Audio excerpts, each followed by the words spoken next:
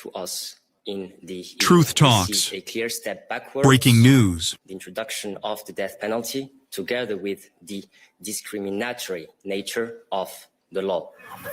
Legal analysts say the legislation breaches international law. Under those regulations, Israel's occupation of the West Bank is considered illegal. That means its parliament has no authority to pass laws there. This law enshrines extrajudicial killing and constitutes a racist status embodied by this system since its inception, as it targets Palestinian prisoners alone. Therefore, it's a crime against humanity and must be confronted by all legal and human rights means and methods. Detained Palestinians are already at risk of death. Since October 2023, at least 89 Palestinians have died in Israeli prisons. Rights groups say most died due to torture, lack of food, and medical neglect. Now the risks are even higher. My son carried out an operation, and I don't know if this law applies to him. I fear for his life. None of us could sleep last night. My son has been in there for 3 years now, subjected to hunger, thirst, cold, and illnesses.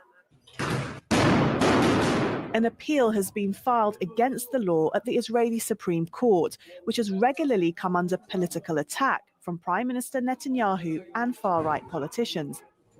For now, Palestinians will await the outcome of that battle. To learn whether the hangman's noose, worn as an emblem of the law's supporters, becomes the latest tool of Israel's system of repression. Nargis Mobalaghi for Inside Story, Al Jazeera. Our panel join us in a moment, but first, from Antwerp in Belgium, we're joined by Francesca Albanese. She's the United Nations Special Rapporteur on the occupied Palestinian territories. Thank you for joining us. When you look at all the things facing Palestinians, you could at least, until now, say that although the death penalty was legally on the Israeli statute book, it was something that wasn't being used. What's your reaction to the fact that's now changed? Yeah, my reaction is that with this law, after invoking the right to starve and the right to torture the Palestinians, now Israel claims also and can use the right to hang the Palestinians directly from prison, based on a discriminatory legal regime which further worsens the apartheid features of the Israeli system and crashing completely any resemblance of due process. So can this be challenged in Israeli law and in international law, and how do you do that?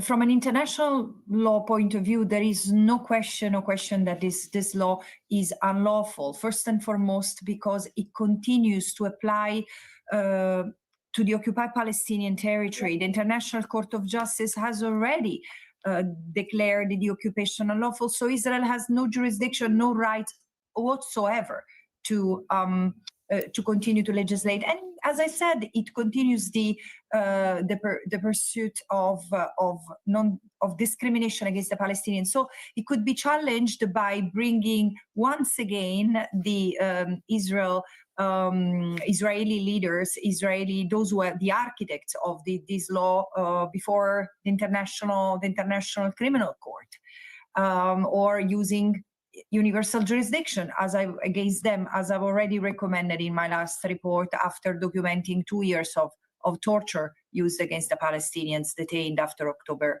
2023. But the problem is it not? Already the International Court of Justice, the International Criminal Court have proceedings. It's the world community. It's all the countries of the world. They're not backing the international justice with regard to Israel.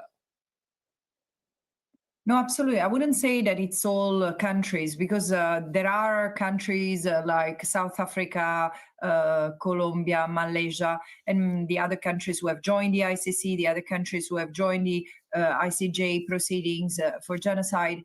There are countries who would like to advance justice. Unfortunately, there is a a stronghold guaranteeing Israel's impunity, headed by the United States and followed by many European states, who are vanifying the efforts of decades in order to build the international criminal law system that we have, to turn it into what we have, and they are dismantling it day after day. What do you make of the timing of all of this? Because the context is, of course, you still have the situation in Gaza where more than 70,000 people have been killed, the majority of them civilians. You already have an appalling situation in the West Bank. You have Israel involved in the bombardment of Iran and bombarding Lebanon. Do you think Israel right now feels the world can't keep up with all of the things it's doing, and that's why it's continuing to do more things?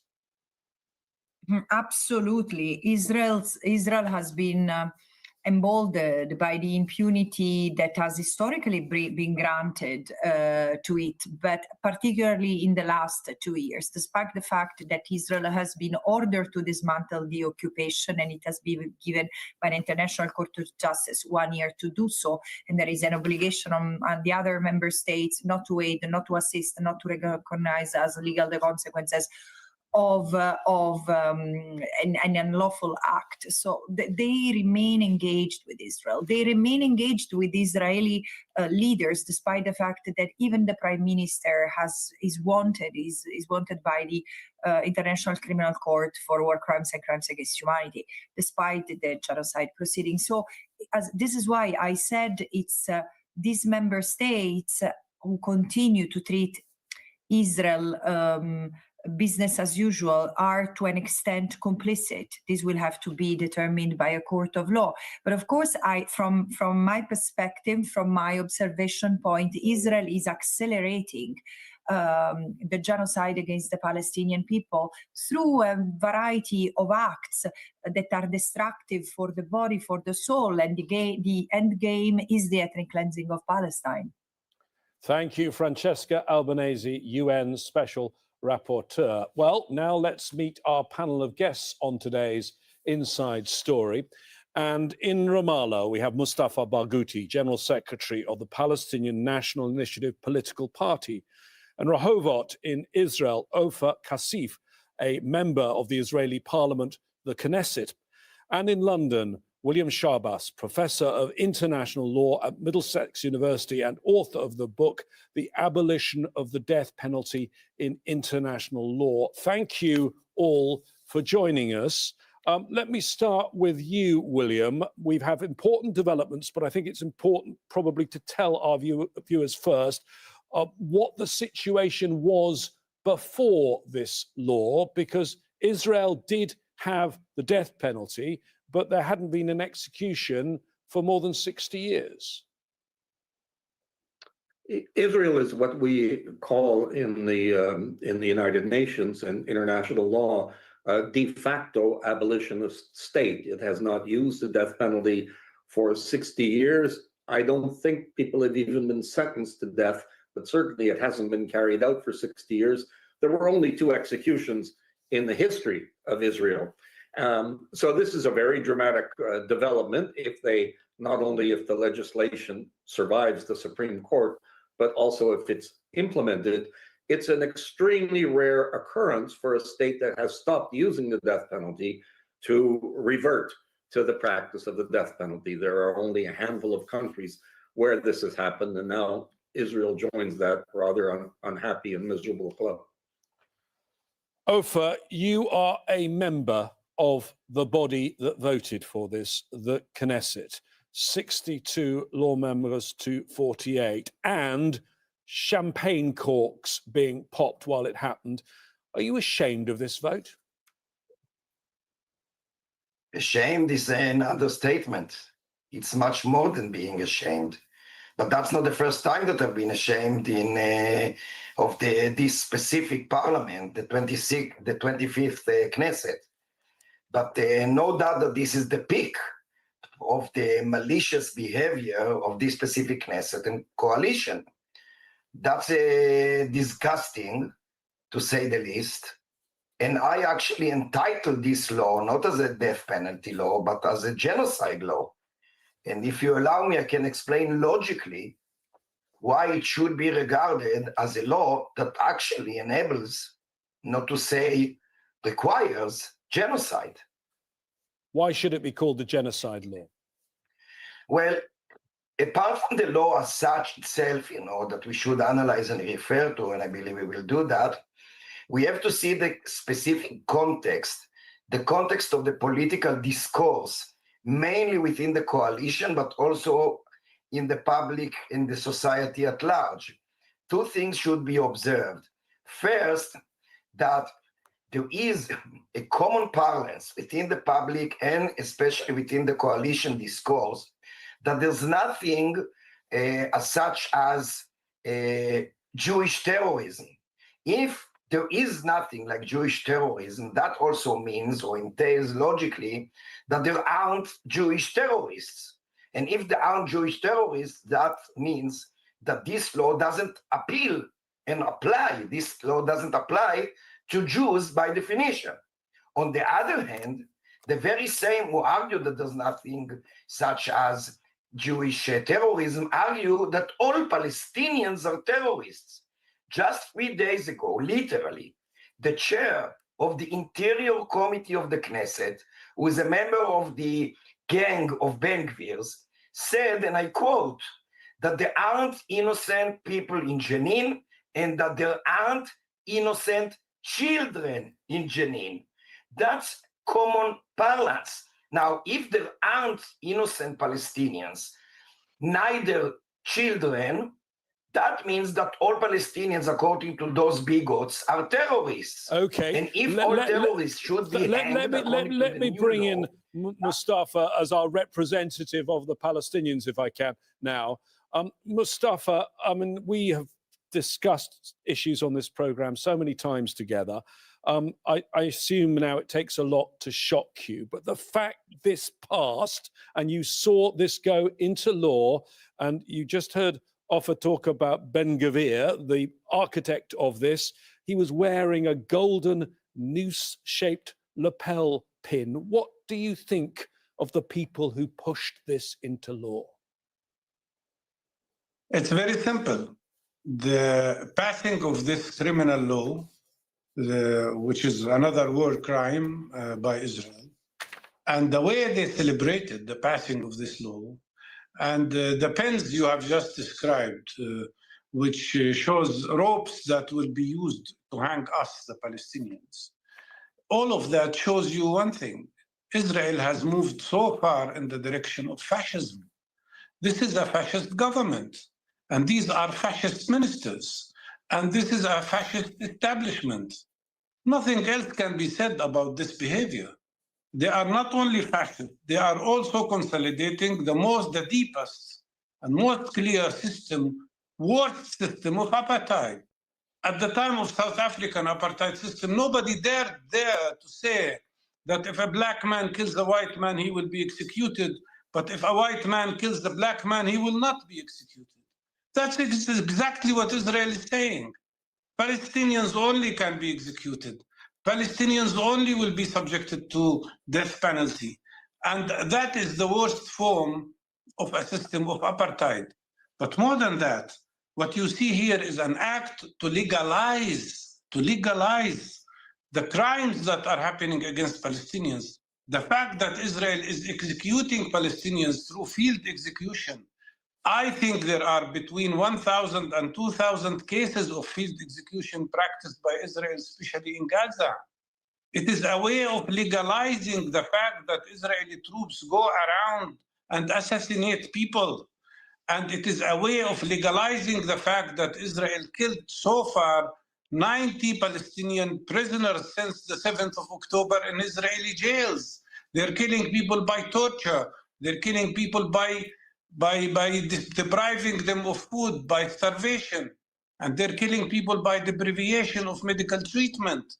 And more than that, those who even rape Palestinians, as in the case of the 5 Israeli soldiers, they are relieved from any responsibility. And their cases were dropped against them. So that shows you what we face here is not only a war crime, is not only a system of apartheid. What we face here is a system of fascists who want to impose their fascist laws on the Palestinian people. William, the global trend for some considerable time has been towards abolition of the death penalty. There's been condemnation of this move from the European Union, from the United Kingdom, from the United Nations. The US, though, the State Department, says it respects Israel's sovereign right to determine its own laws and penalties for individuals convicted of terrorism. The US itself gets a lot of criticism for its death penalty and the amount of executions, more than 1,000 people put to death since the 1970s. But what Israel's done here doesn't even have the guardrails that the US system does it? And I'm not just talking about the discrimination, the fact this only faces Palestinians. You know, the US death penalty is also characterized by discrimination. And it's been demonstrated, criminologists have shown how it's not the people themselves, it's not by the race of the offender, but by the victim. So that if the victim of a murder is white, a black man is much more likely to get the death penalty than if the victim of the murder is a person of color. So there's a lot of racism that it infects the US justice system generally, but it also affects the application of the death penalty. That being said, for many years, the death penalty has been declining in the US, but there has been an uptick since the beginning of last year, since Trump became the president, mainly in the state of Florida. And, you know, it's kind of an irony. The 3 states in the world now that are moving backwards, that are moving towards more executions, besides Israel, are the United States and Iran. They're the 3 worst as we speak right now. There are only about 30 countries in the world that now use the death penalty out of nearly 200. And of those 30, the majority only use it very occasionally. So it's becoming increasingly isolated. And all that does really is underscore how special this is, what's happening in Israel.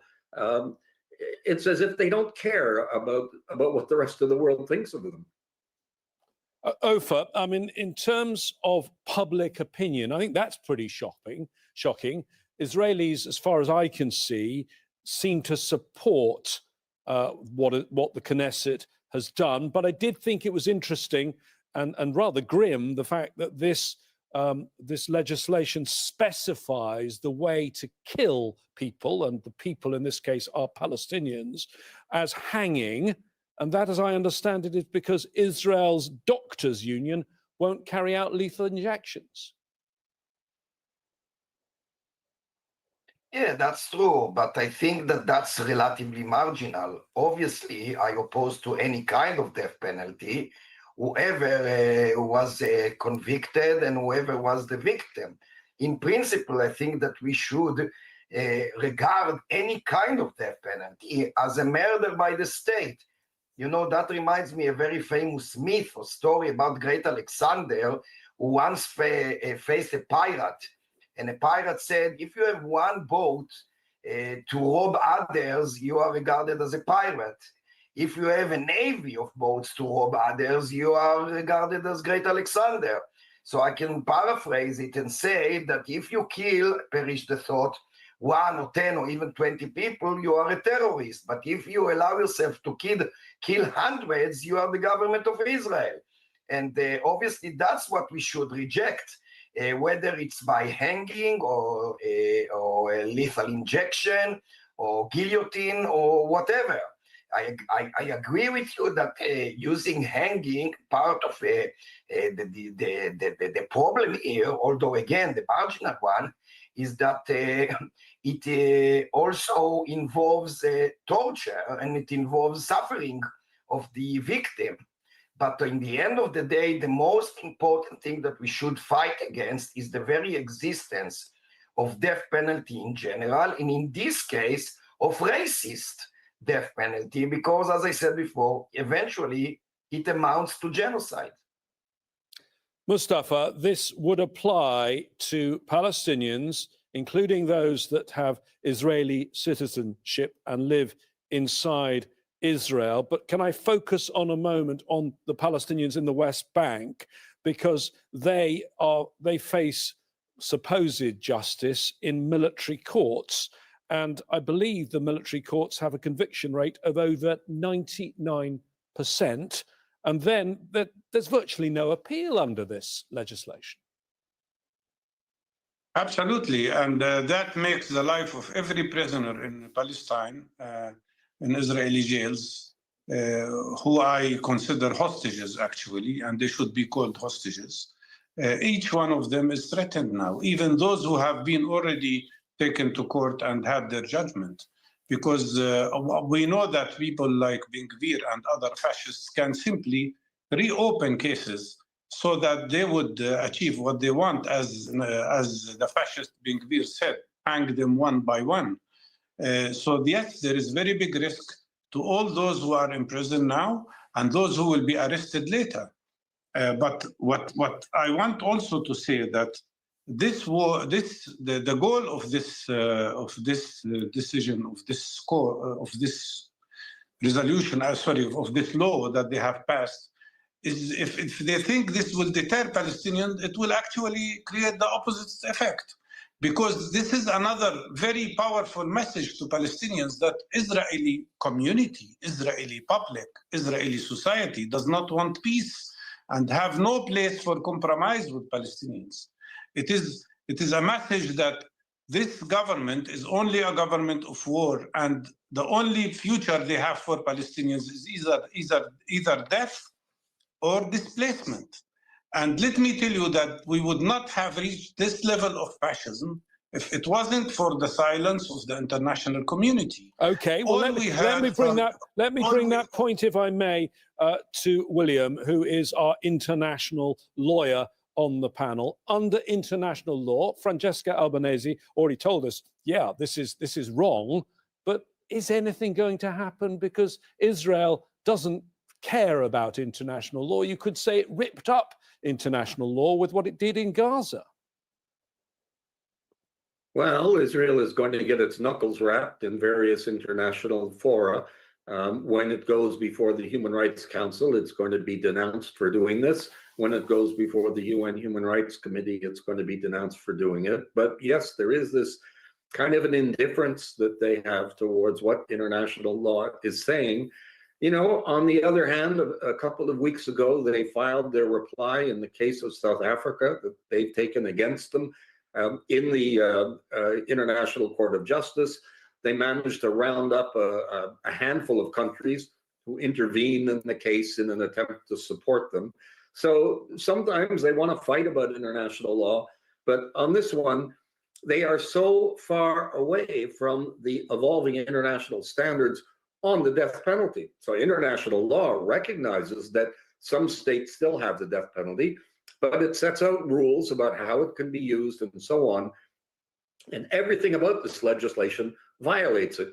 You know, James, there's an interesting contrast with the Palestinians. The Palestinian Authority 7 years ago ratified the treaty abolishing the death penalty and international law.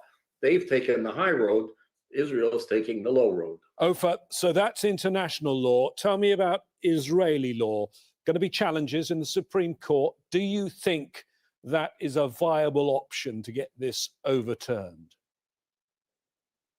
I do believe that the Supreme Court will revoke, if not the law entirely, at least some sections or elements of this law, because they are so anti-constitutional.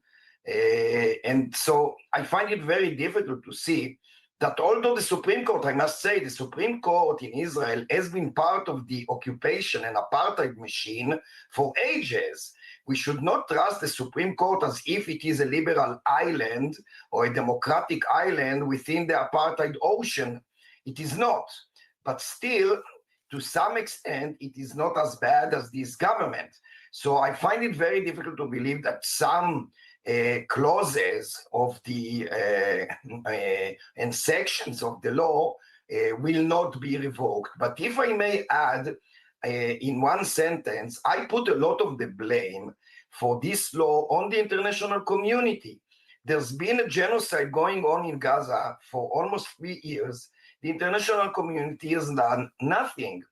While we are speaking here, there's an ethnic cleansing going on in the West Bank, and it becomes worse and worse, not on a daily basis, but hour by hour. Okay. I've been visiting my Palestinian friends if I can just bring in Mustafa to have a very quick last word. Mustafa, do Palestinians, the law, when you say international law, Israeli law, I mean, what does law courts mean to Palestinians now? Anything?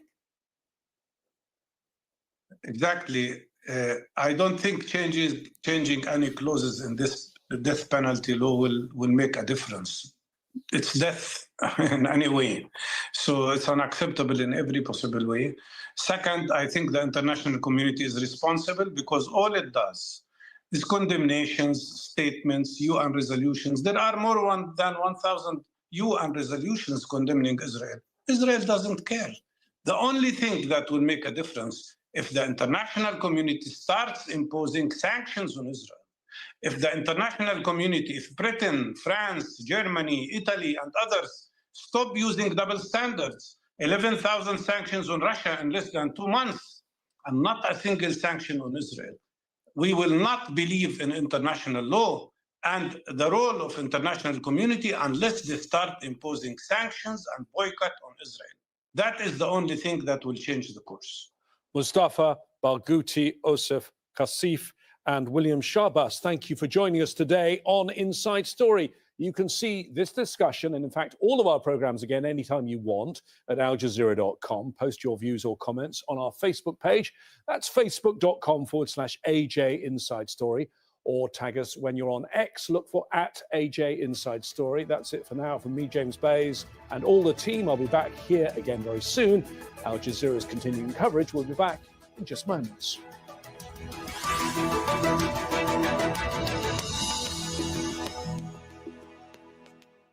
I have condemned the massive military strikes by the United States and Israel and the subsequent attacks by Iran. Attacks on energy facilities on both sides is a dangerous precedent. It will cause repercussions throughout the world. We can now see a regional conflict with unintended consequences. Stay with Al Jazeera for the latest developments. That would precipitate an attack against American forces. To prevent Iran from getting nukes. There is no coherent strategy, and you can see that's reflected in the media coverage. Many American media see it like a video game. From the graphics on the screen to who they speak to, war for them is big business. We saw this exact same pattern happen in Gaza, the same lazy, flattened reporting that we saw in Gaza when it comes to the war on Iran. The Listening Post decodes the media on Al Jazeera.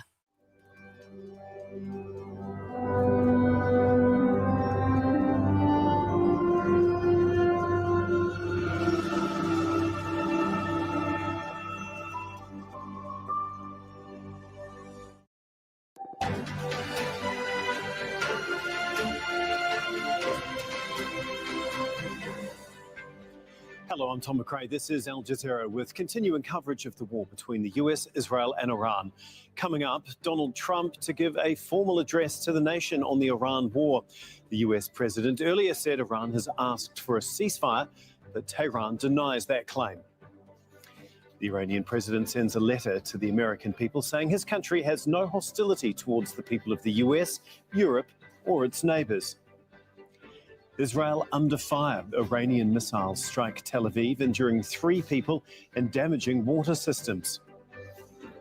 3, 2, 1. Booster ignition. And liftoff. And in other news, the first crewed mission to circle the moon in more than half a century blasts off from Florida with 4 astronauts on board.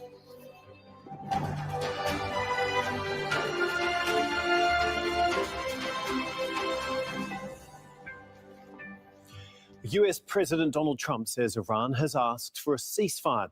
The statement comes just hours before Trump's address to the nation, scheduled for 1 GMT. That is in exactly an hour. We will be covering the speech live from the White House. Well, earlier posting on social media, Trump said Washington will consider the offer once the Strait of Hormuz is open, free and clear. Until then, quote, US forces are blasting Iran into oblivion. But Iranian officials have told Al Jazeera those diplomatic conversations have not taken place and deny asking for a ceasefire despite Trump's claims. In a letter addressed to the American people, Iran's President Masoud Pezeshkian says the Iranian people harbour no hostility towards the American people, Europe or neighbouring countries. But the letter says Trump's threat to attack Iranian vital infrastructure would be a war crime, and such actions carry consequences that extend far beyond Iran's borders. Well, we have a team of correspondents following all of these latest developments. We are live in Tehran, Amman, Doha, Beirut, and the White House, and that is where we're going to start with our chief US correspondent, Alan Fisher. Alan, obviously, huge amounts of anticipation ahead of Trump's speech in an hour's time. What are we expecting him to say, given his comments in the lead up to this? Well, of course, he talked about a ceasefire in his social media comments first thing on Wednesday. We're hoping we might get more information on that. I think that is unlikely.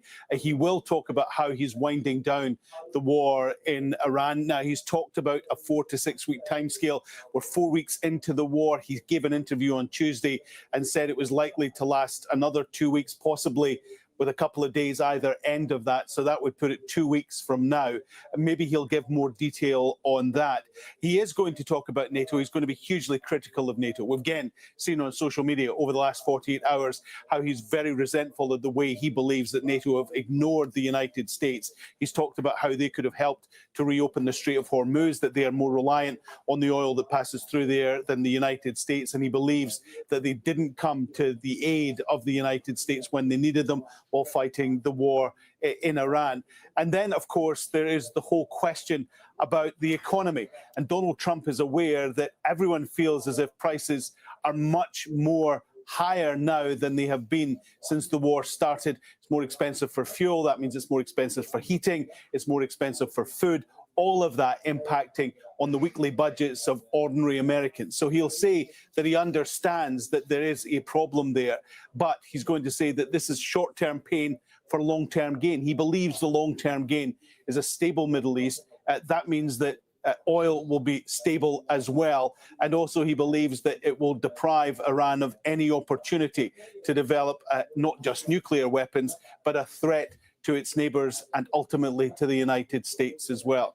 He'll speak, we're told, for somewhere in the region of 15 minutes. Clearly, he's going to say that the war in Iran has been a success. He's mentioned it several times. He's talked about how this war has been won. He wants to walk away with a victory, as does any president who's involved in a war. So he'll make that case to the American people. But the American people will be much more interested in what he's got to say about the economy rather than how this war has been prosecuted. Okay, thanks so much, Alan. No doubt we will be coming back to you before he speaks in a little under an hour's time. Alan Fisher at the White House for us. Well, let's bring you more of Iranian President Masoud Pezeshkian's letter addressing the American people. In it, he says attacking Iran's vital infrastructure, including energy and industrial facilities, is a direct attack on the Iranian people. Beyond constituting a war crime, such actions carry consequences that extend far beyond Iran's borders. Is America First truly among the priorities of the US government today? The choice between confrontation and engagement is both real and consequential. Its outcome will shape the future for generations to come. We're going to go to Mohammed Val, who is in Tehran for us. And we can just continue talking about this letter from the Iranian president, just hours before the US president is set to speak at the White House. Can you just run us through what else it says and what message he is trying to send? What's he trying to achieve by sending this? Yeah, it's a message about what the Iranian president considers the reality and not the propaganda and not the fake news or the framing of Iran as a threat to the region and to the world. So this letter is to address that situation and give the American people the real and true image of Iran as a country of peace, as a country that is one of the most ancient continuous civilizations in the world, a country that has never invaded another country or waged a war on its neighbors for hundreds of years, even since before the creation of the United States. And that what is being propagated by the American leadership is only a framing of Iran. It's fabricated image of a dangerous Iran to justify this war of aggression on Iran, basically saying that Iran is not trying to wage wars against its enemies, but it is trying to defend itself. And the fact that America has bases in the region around Iran and buildup of troops all the time for the last several decades means that Iran feels that it is the United States that is posing a threat to Iran's existence and safety, and that justifies for Iran to build its own weapons and to be a strong country. Also talked about this war as not an American war. He considers it a proxy war on behalf of Israel, and that it is not for the benefit of the United States. So he is addressing the American people and trying to show them how their leadership is wrong about how it is framing this war against Iran. And Trump, as we heard, said that he's going to blast Iran to oblivion. From what you're seeing on the ground there, what does that actually look like, though? Well, that is the intent. It's very clear that the amount of bombing and the quality of those bombs, the weight of those bombs, tells a lot about what the Americans want to do. They really want to destroy the most of the infrastructure, particularly the military infrastructure. But we have seen also civilian infrastructure being hit during the last several weeks, at least 4 weeks now. Of that, there is a lot of hospitals. There is a lot of other facilities, power facilities, and so on that have been hit. During the day today, we have seen more blasts in Isfahan in particular. We don't know what's going on there. The government is not giving clarity about it, but the Americans are saying they are hitting at ammunition depots there in Isfahan. We have also seen blasts in Shiraz and in other cities and across Tehran, of course, during the day. There was 4 people were killed in Laristan, another region of Iran. Also, Bandar Abbas was at the receiving end of some of the blasts. And we have seen what looks like an assassination attempt against the former Foreign Minister Kamal Kharazi. He is the head of the Strategic Council on Foreign Relations, and he's a former advisor to the late Supreme Leader. We don't know why he's been targeted. He has been gravely wounded. His wife was killed. The Israelis and Americans haven't owned or taken responsibility for this operation, but it is a subject of concern again because Iranians have been threatening that any more assassination in the country means that Iran is going to retaliate against more American interests, particularly high-tech and AI technology facilities or companies in the region, because Iran thinks that those companies are helping with the targeted assassinations in Iran. Okay, thank you so much, Mohammed Val, for us in Tehran. Debris from an intercepted Iranian missile attack has injured at least 4 Israelis near Tel Aviv. Fragments from a cluster missile also damaged water infrastructure in the Bnei Brak district. A number of vehicles were damaged. Several areas of Tel Aviv have reportedly been hit. We're going to go to Rob McBride now, who's been following developments in Israel from the Jordanian capital of Amman. And this all adds up to a significant increase in attacks from Iran today on Israel, doesn't it?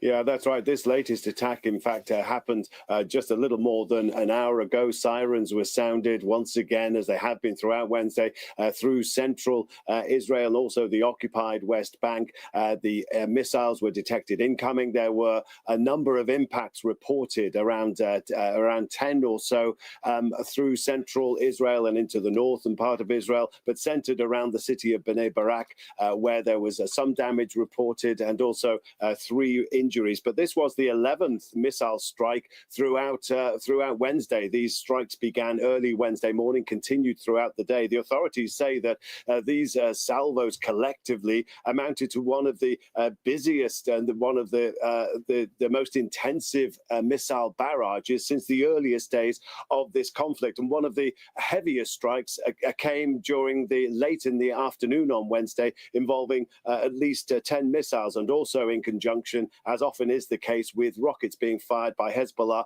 north of the border in Lebanon. But the timing of this is significant. It comes ahead of the long-anticipated address by US President Donald Trump. This seems to be Iran's way of saying we are still a force to be reckoned with, and we have the missiles to back that up. It also comes on the first day of Passover, probably one of the most important events in the Jewish calendar, and came at a time of the day when families would traditionally be gathering together for the meal that marks the start of this holiday. So it does seem as though this was meant to cause a maximum amount of disruption.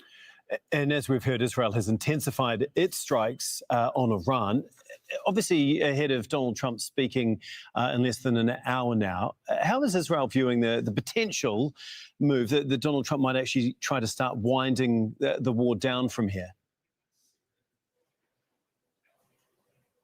Yeah, I mean, Israel is weighing up its options, but all dependent on what Donald Trump is going to announce. There are various ways forward. It could be the case that Donald Trump is going to turn once more to ultimatum and deadlines, saying that you will open the Strait of Hormuz. Until you do so, we're going to increase the aerial bombardments, maybe resort to ground forces. If all of that resulted in a further weakening of Iran, Israel wouldn't be too unhappy about that, but would be happy to go along with its continued airstrikes. It still has a list of targets it wants to hit. Probably the least desirable option for Israel is that some magical deal has been agreed behind the scenes that is suddenly going to be announced, or that they're very close to announcing it. And a condition of that is an immediate ceasefire, and it has to stop its attacks into Lebanon against Hezbollah. Finally, there is the messy option where US President Donald Trump and the US simply go for the exit. They leave the war behind. They say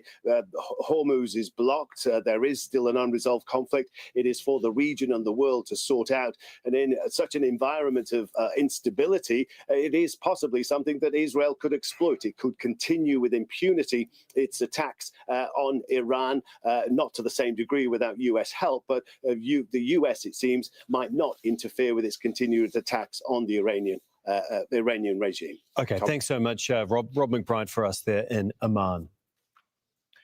Hezbollah says it has targeted several groups of Israeli soldiers in southern Lebanon. There have been no immediate reports of casualties. It comes as the military expands its occupation of the south. Sirens have also sounded in central Israel in response to incoming Hezbollah missiles. Well, for the very latest, we're joined now by Heidi Pett, who is live for us in Beirut. And Heidi, can you just bring us up to speed on all of these latest developments, especially in the south of the country? Yeah, I mean, the Israeli ground invasion continues to expand in South Lebanon. We have seen Hezbollah claiming once again dozens of operations against Israeli troops at multiple locations along the border, ranging from the coastal region in the west near the village and indeed to the north of the village of Naura now, where Israeli troops are expanding. They're heading down towards the coast near a village called Bayada. We've also seen Hezbollah claiming attacks on Israeli troops once again in Hiam, and also the village of Antara, where they say that they've been firing rockets, artillery and drones at Israeli troops who are attempting to expand and push deeper and further into Lebanese territory. Now, that has been supported once again by a number of airstrikes across the south in the last 24 hours. The death toll here in Lebanon has risen to 1,118 people killed, nearly 4,000 wounded, and one strike in particular in the district of Nabatea earlier this morning killed an entire family, Mohammed Hamia, his wife Rima, their two daughters Noor and Hanan, giving you some indication of the climbing civilian death toll across Lebanon. Okay, thanks so much for that update, Heidi. Heidi Pett for us in Beirut. Well, interceptions have been heard over Dubai as Iranian strikes continue to hit Gulf nations. Kuwait says its international airport was hit by a drone attack targeting fuel tanks. The latest strike caused a large fire and damaged fuel storage facilities. No deaths or injuries were reported. And a tanker leased by Qatar Energy has been damaged off the coast of Qatar after being hit by a projectile. The British Maritime Monitoring Agency said the incident happened about 30 kilometres north of the industrial city of Ras Laffan. Well, for the latest, Victoria Gatenby joins us from Doha. And from drone attacks to these cruise missile strikes on tankers, how hard a day has it been for these Gulf states? Well, it has been a difficult day for these Gulf states, and it continues to be a difficult night. We've heard in the last few minutes from Saudi's Ministry of Defense, which says it has intercepted and successfully destroyed a ballistic missile that was heading towards its eastern provinces. Now, that is the region in Saudi Arabia where most of the oil production facilities are based, and that region has been relentlessly targeted over the past 4 weeks by the Iranian military. Now, we've also had warning sirens being sounded in Bahrain in the last hour as they prepare for some kind of incoming missile or drone assault on their territory. But if you're going to talk about one country that is really at the epicenter of Iran's attacks really over the last few weeks, that would be the UAE. The Ministry of Defense there has released statistics in the past few hours where they say they have been targeted with more than 2,000 drones over the past 4 weeks, more than 400 ballistic missiles, and almost 20 cruise missiles. And while most of those have been successfully intercepted, we saw on Wednesday in the city of Fujairah that a man had been killed by debris that was intercepted successfully there. But he was killed because debris fell on that area. Now, we've also seen over the past few days, Iran relentlessly target this region's energy infrastructure as it has throughout this conflict. So we've seen the attack on Kuwait International Airport, drones hitting fuel tanks, which caused what the Civil Aviation Authority there described as a major fire. That's the second time in a week that fuel tanks at that international airport have been targeted. This time round, they managed to get the fire under control relatively quickly. But last week, it took almost 3 days for them to get that fire under control. And of course, here in Qatar, we have seen an oil tanker off the coast of Qatar, 31 kilometers off the coast of Qatar, being targeted by 3 cruise missiles. Now, 2 were intercepted, but 1 actually hit that oil tanker. There was some damage to the hull above the waterline, but you can imagine how terrifying that would be for the 21 crew members on board that oil tanker. So these attacks continue relentlessly day in, day out, and authorities in GCC countries continue to demand that Iran stop attacking its neighbors. And of course, they will all be watching, the leaders of the GCC countries will all be watching what Donald Trump has to say in the next half hour to see what direction this conflict is going to go in. Okay, thank you so much, Victoria. Victoria Gatenby for us in Doha. President Trump says he's strongly considering withdrawing the United States from NATO. His comments expose a widening rift in the transatlantic alliance over the Iran war. NATO chief Mark Rutte is due to visit the White House next week for what the Western military alliance says is a long-planned visit. Our correspondent Rory Chellens reports from London. That Donald Trump has been souring on NATO recently is no secret. They don't want to help us defend the strait, and they're the ones that need it. We're very disappointed with NATO because NATO has done absolutely nothing. I think a tremendous mistake was when NATO just wasn't there. They just weren't there. That he's considering leaving the 77-year-old military alliance must now be taken seriously, following an interview with British newspaper The Telegraph. Oh yes, I would say it's beyond reconsideration, Trump said. I was never swayed by NATO. I always knew they were a paper tiger. And Putin knows that too, by the way. A genuine possibility or Trumpian bluff to extort support for his war? That's the calculation leaders are having to make. This was the UK Prime Minister Keir Starmer. Whatever the pressure on me and others, whatever the noise, I'm going to act in the British national interest in all the decisions that I make. And that's why I've been absolutely clear that this is not our war, and we're not going to get dragged into it. And from the French government. Ça s'appelle la défense collective et la dissuasion aussi. Let me remind you what NATO is. It is a military alliance concerned with the security of the Euro-Atlantic region. It is not designed to carry out operation in the Strait of Hormuz, which would be a breach of international law. De l'espace euro-atlantique. But European security would be shattered without US involvement. There is no NATO without the US. as the Polish defense minister admitted on X, though he added, there is also no strong US without its allies, without us. This memorial honours the British servicemen and women who fought in Afghanistan and Iraq, wars led by America but fought alongside its allies, NATO allies. So alliance members have a pointed reply to Donald Trump's criticisms. The only time the alliance's mutual defence clause was ever invoked was not to defend Europe, but to defend America after 9/11. Rory Challens, Al Jazeera in London. Let's take a look at some other world news now. NASA's Artemis 2 mission is on its way to the moon, carrying humans back there for the first time in 53 years. Lit. 4, 3, 2, 1. Booster ignition. And liftoff. American astronauts Christina Koch, Reed Wiseman, Victor Glover and Canadian astronaut Jeremy Hansen will spend 10 days in deep space, flying around the moon but not touching down. That's planned for a future mission. Colin Baker has more on the crew's journey. On its way to the farthest reaches, the Artemis space program has sent 4 astronauts on a loop around the moon. It marks an important step. It's a program that began during Donald Trump's first administration. For the first time since 1970. And it will be the first crewed mission to the moon in more than 50 years. Over 10 days, its crew will study their own health in the harsh weightlessness of space and photograph the moon from a few hundred kilometers away. The mission aims to prove the journey can be practical for humans and eventually can land people on the moon again, a goal China is also pursuing. Artemis is a U.S. project with international support. Europe, Japan, the United Arab Emirates are all involved. Canada built a robotic arm and gave it an astronaut. The moon holds few guaranteed resources or security advantages. It is a possible source for a fuel that could drive future nuclear power, but it could be a stepping stone to explore the solar system. The moon has always been a distant prize. The Soviet Union took the first photo of it from space in 1959. And then in the late 1960s, the United States and the Soviet Union raced to land their robots and put their satellites into its orbit.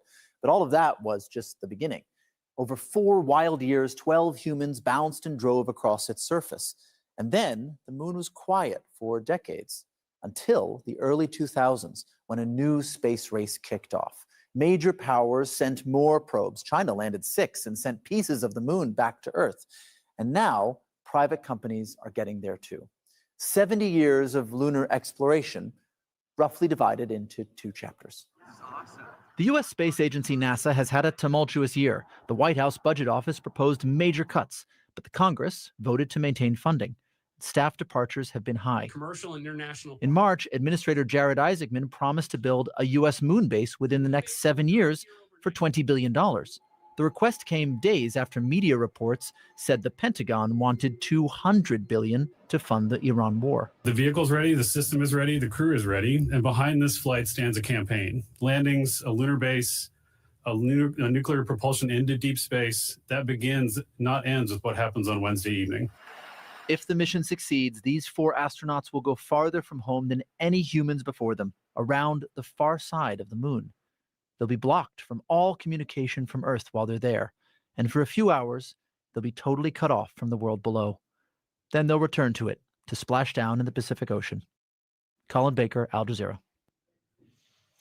The top US court has been hearing arguments on the validity of President Donald Trump's executive order limiting automatic birthright citizenship. President Trump's order would prevent automatic citizenship for children born in the US to non-citizens and non-residents. The birthright citizenship clause is part of the Constitution. Trump attended this session, making him the first sitting president to do so. Paddy Culhane reports. Now, would you shout? Outside the Supreme Court, a sizable crowd loudly demanding the justices uphold what has been the law of the land since 1868. All babies born here are automatically American citizens. Inside the court, a first for the country, U.S. President Donald Trump, the first sitting president to be in the room while the justices were hearing arguments over his executive order to end birthright citizenship for the children of migrants in the country without documentation or people visiting. Unrestricted birthright citizenship contradicts the practice of the overwhelming majority of modern nations. It demeans the priceless and profound gift of American citizenship. It operates as a powerful pull factor for illegal immigration and rewards illegal aliens who not only violate the immigration laws, but also jump in front of those who follow the rules. After court, the president took to social media, posting, "We are the only country in the world stupid enough to allow birthright citizenship." That is actually not true. This map shows more than 30 other countries with birthright citizenship, including Mexico, Canada, Brazil, and Pakistan. After the hearing, the lawyers suing to keep universal birthright citizenship expressed optimism. I am confident that the court is going to turn back this president's effort to radically rewrite our 14th Amendment rule of birthright citizenship. Protesters will likely be back when the court announces that it's made a decision, but that's not going to happen very soon, at earliest likely in June. Patty Culhane, Al Jazeera at the Supreme Court. Well, Burkina Faso's military government has announced reforms to the country's school system. It says the changes will boost national sovereignty and patriotism among children. But activists say the restoration of civilian rule should be a higher priority. Malcolm Webb reports from a school near the capital, Ouagadougou.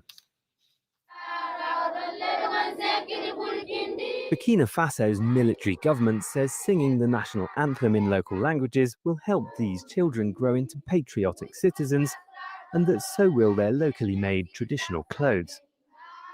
It says it's introduced 13 local languages in schools.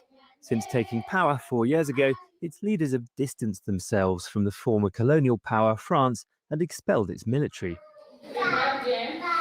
All the classes were taught in French in the school that we were allowed to visit. La Révolution a ouvert 700. It was the Minister for Primary School Education who gave us permission. Aujourd'hui, comment on fait pour que l'école This change in schools is about allowing our children to relearn our national history, to be educated in civic values, and to have a sense of patriotism. It's when you are not patriotic that you can betray your country. So what would be the point of opening schools when all the people who are there will destroy and spoil this country? Destroying the armed groups, which have attacked schools in most parts of the country, is something the military government says is its priority. It says it's recapturing territory. Since Captain Ibrahim Traoré led the coup and took power in 2022, conflict observers say the armed groups have grown stronger and reached further than ever before.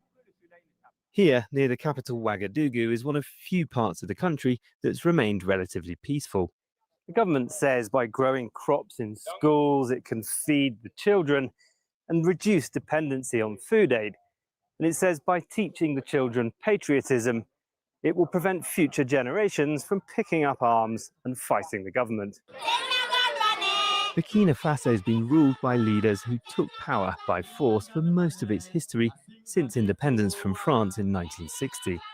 Traoré says his government draws on the philosophy of the iconic Pan-Africanist Thomas Sankara, who took power in a coup in 1983 and was killed 4 years later in another. Learning the history at his memorial is encouraged. Questioning or criticising Traoré's government is not. Journalists and rights activists have reported death threats, arrests, disappearances and military conscription. Many have fled the country. We spoke to Binta Sidibe Gascon in Paris. What the children of Burkina Faso need is the rule of law to be restored. If the rule of law is restored, everyone will recognize their rights. They don't need to be subjected to propaganda, insisting they sing the national anthem in the local language or that they wear traditional dress. No, the reason people turn against the state is because of injustice and impunity. The government says its critics are enemies of Burkina Faso's development, along with the armed groups and France. The children here will grow up to find out if the latest chapter of military rule will bring any change or peace. Malcolm Webb, Al Jazeera, Ouagadougou. Well, you're watching Al Jazeera's extensive coverage of the conflict between the US, Israel and Iran. These are the latest developments this hour. US President Donald Trump is set to address the nation and the world in around half an hour's time. Trump is expected to say that the US war against Iran will be over within the next few weeks. He's also reportedly preparing to heavily criticize NATO allies for not doing enough to help the US. Iran's president has issued an open letter to Americans urging them to look beyond manufactured narratives on the war in Iran. Masoud Pezeshkian says his country bears no hostility toward people in the US, Europe, as well as neighbouring countries. Gas storage facilities in Europe are emptier than usual after winter. Well, companies that officially start refilling their depots on the 1st of April are reluctant to buy, with gas prices skyrocketing since the Iran war began last month. The European Commission is urging citizens to save energy. Seth Vassen has the story from the Netherlands. I'm here at one of Europe's largest gas storages near Amsterdam. Here, gas is stored underground for winter time. But this facility here is only about 12% full. Companies usually start filling these storages at the start of April. But now buyers are reluctant due to high prices. And with the weather not getting any warmer, these storages are getting emptier every day. Europe imports around 85% of its natural gas. The European Union made gas storage mandatory after 2022, when Russia's war with Ukraine triggered shortages. But the rule that all EU countries should fill their gas storage depots by 90% by November 1st was relaxed last year after it drove up gas prices. The result is that at the end of March, gas storage facilities across the EU are now only around 28% full, compared to 33% this time last year, and 58% the year before. In Germany, storages are now only 22% full, compared to 29% in 2025. And in the Netherlands, they are extremely low at only 5%. Still, the key message in Europe is not to panic. The EU hopes that these underground storages supplying 1/3 of gas consumption in winter will still be filled. And if not, governments will have to dig deep into their pockets to buy expensive gas, a price consumers will face in their energy bills. We say remain cool-headed, let the market do its work, but make sure to look at emergency scenarios. We therefore recommend the government to look into the option of using so-called cushion gas needed to keep the pressure inside these storages as a last resort in case of an emergency.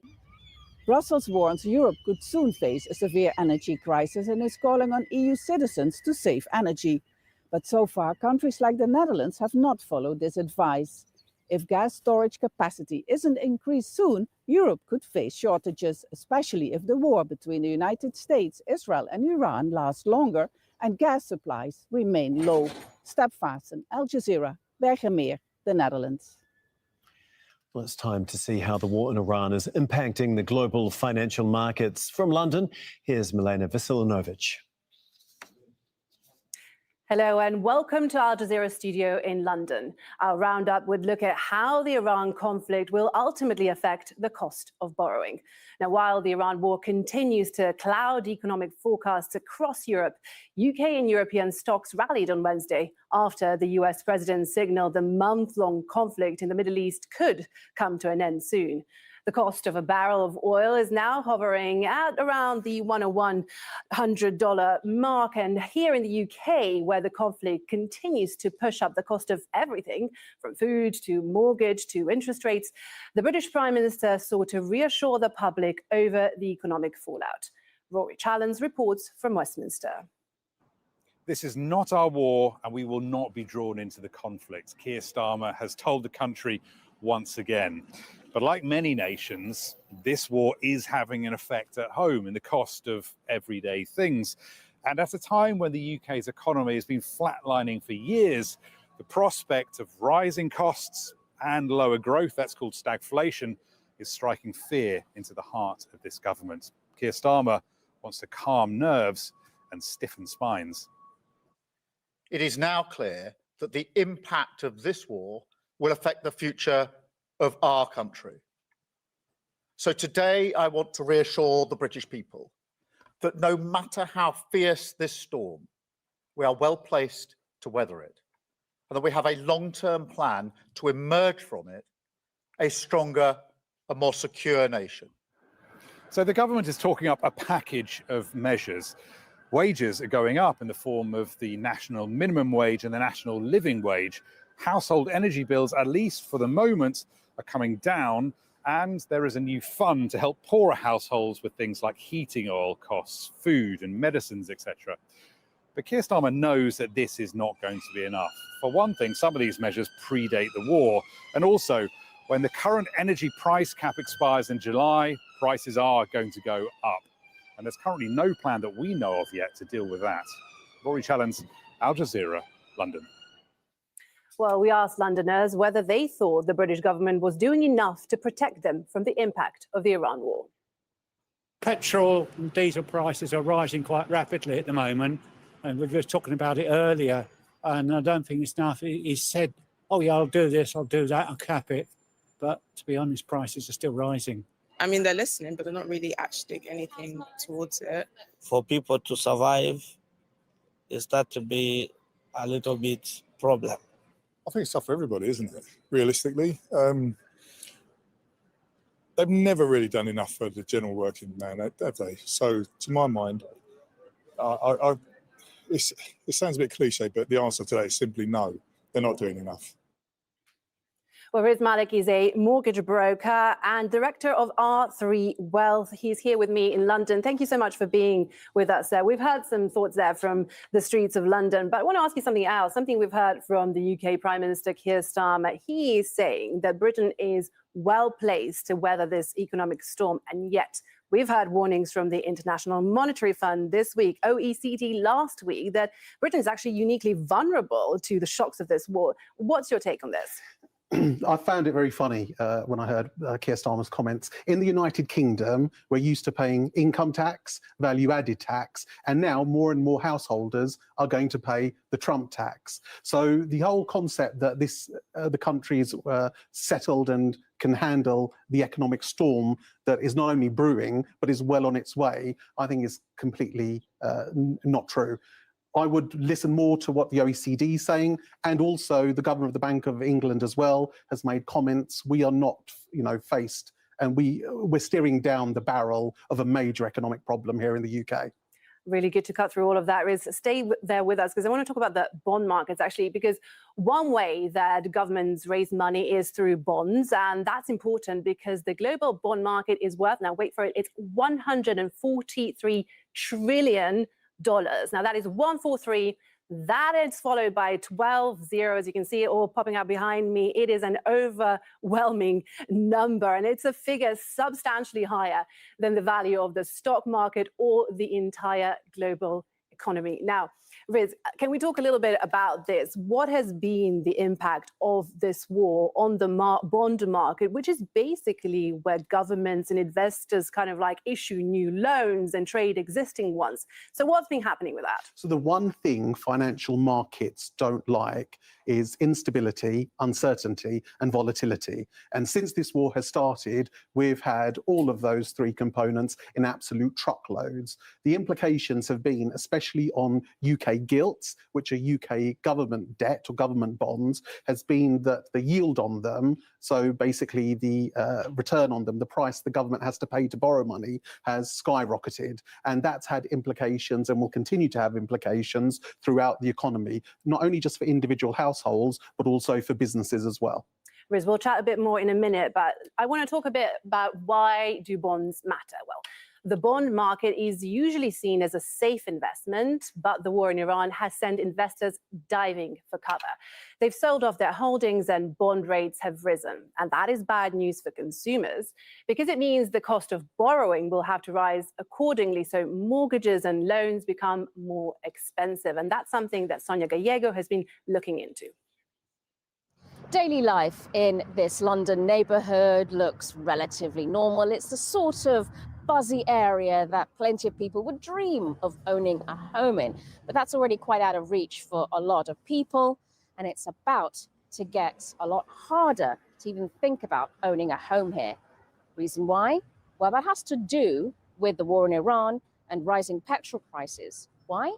Because when the price of oil goes up, so does everything else. And that's where the pressure starts. It drives inflation higher. When inflation rises, investors want better returns to lend money. So they demand higher interest rates on government debt, known as bond yields.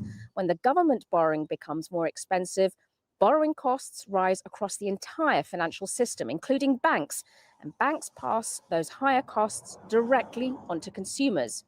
Everyone who has already secured a mortgage rates, pretty competitive, are not scared of going and buy a property. They have realized that waiting 6-12 months would not help them to find a better home or whatsoever. Whereas you have buyers who have started to look and with the rates right now or prefer to just wait a little bit. So even just a slight raise in rates can mean paying out hundreds more each month. Lenders are already raising those mortgage rates, and it's predicted to go up even further. So that's how a global conflict over energy supplies can quickly filter into the cost of owning a home in the UK. Sonia Gallego, Al Jazeera, London. Well, Riz Malik is still with us. Now, Riz, we've heard there about the impact on mortgages from Sonia's report. But if this war doesn't end soon, and if the issue of Hormuz remains unresolved, how will that impact on people trying to get any other kind of a loan? So mortgages have been massively impacted, especially since the start of this conflict. But it's not just mortgages. Let's look at the wider economy here. Businesses looking to grow and expand already being hit by a number of increased costs following recent budgets, for example, the rise in national minimum wage. When the cost of borrowing is high, businesses tend to put their plans for growth and expansion on hold. As a result, that can feed into employment, that can feed into innovation. This country at the moment, if you look at our GDP record, is on the floor. And the last thing that we need is anything to stifle innovation, productivity, and creativity. On the floor, pretty strong words there, pretty strong words from Riz Malik. And also there's some worries about interest rate hikes as well. This year, it's something that Andrew Bailey, that the governor of the Bank of England, has been talking about. The Bank of England will make a decision on UK interest rates at the end of April, and the governor, Andrew Bailey, said it may still be too soon to expect rates to go up. What we've seen in the last 2 weeks is we've seen two things. A lot of volatility, clearly. I mean, we've had mornings and afternoons where that expectation has moved around a lot, frankly. But sitting here today, obviously it's come down. It's still pricing us to raise rates, and I would still say, I think that is a judgment markets have to make. But I think they're getting ahead of themselves. Whereas, Malik, you've heard that the governor of the Bank of England trying to calm things down a little bit. But what's your take, though? Before this conflict started, we had 2 to 3 Bank of England base rate cuts priced in for 2026. Within such a short period of time, not only have they all been wiped away, but now traders were forecasting maybe 2 increases in the cost of borrowing from the Bank of England. Andrew Bailey and the rest of the Monetary Policy Committee have been very slow in reacting to previous economic instances that we've had. Look at the fallout following the Ukraine and the cost of living crisis. We were just getting to that point where interest rates were starting to come down, will feed through to an increase in activity in the housing market, and this geopolitical shock has absolutely turned everything on its head. So no good news there. The only good news will come when this ends. Riz Malik, Director of R3 Wealth and a mortgage broker. We do appreciate all your thoughts and your insight. Thank you for being with us. And thank you for watching us here from London. That's it from me, Milena Veselinovic, and the team in London. Now I'll hand you back to Doha.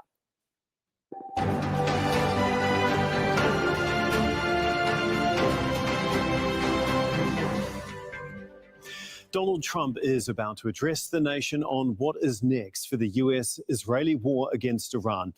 Well, these are live pictures of the White House. It is the US president's first primetime address to the country from the White House since the war began.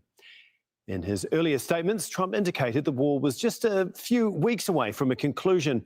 On Wednesday, Trump told Reuters the US could go back to do what he called spot hits in Iran if necessary. Also on Wednesday, Trump said Iran wanted a ceasefire and an end to hostilities. But Iranian officials have denied those claims, saying they wanted reparations for the damages done by the US and Israeli strikes.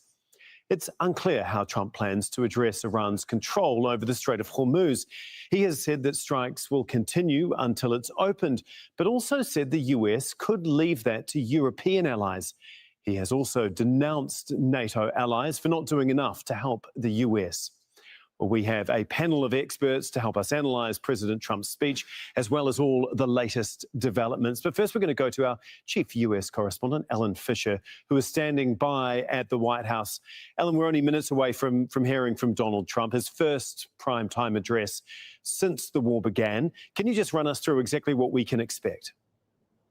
Well, just remember, it is pretty rare for a president to ask for essentially a primetime address from the White House. We can accept that Donald Trump is always on, always there, he's ever present.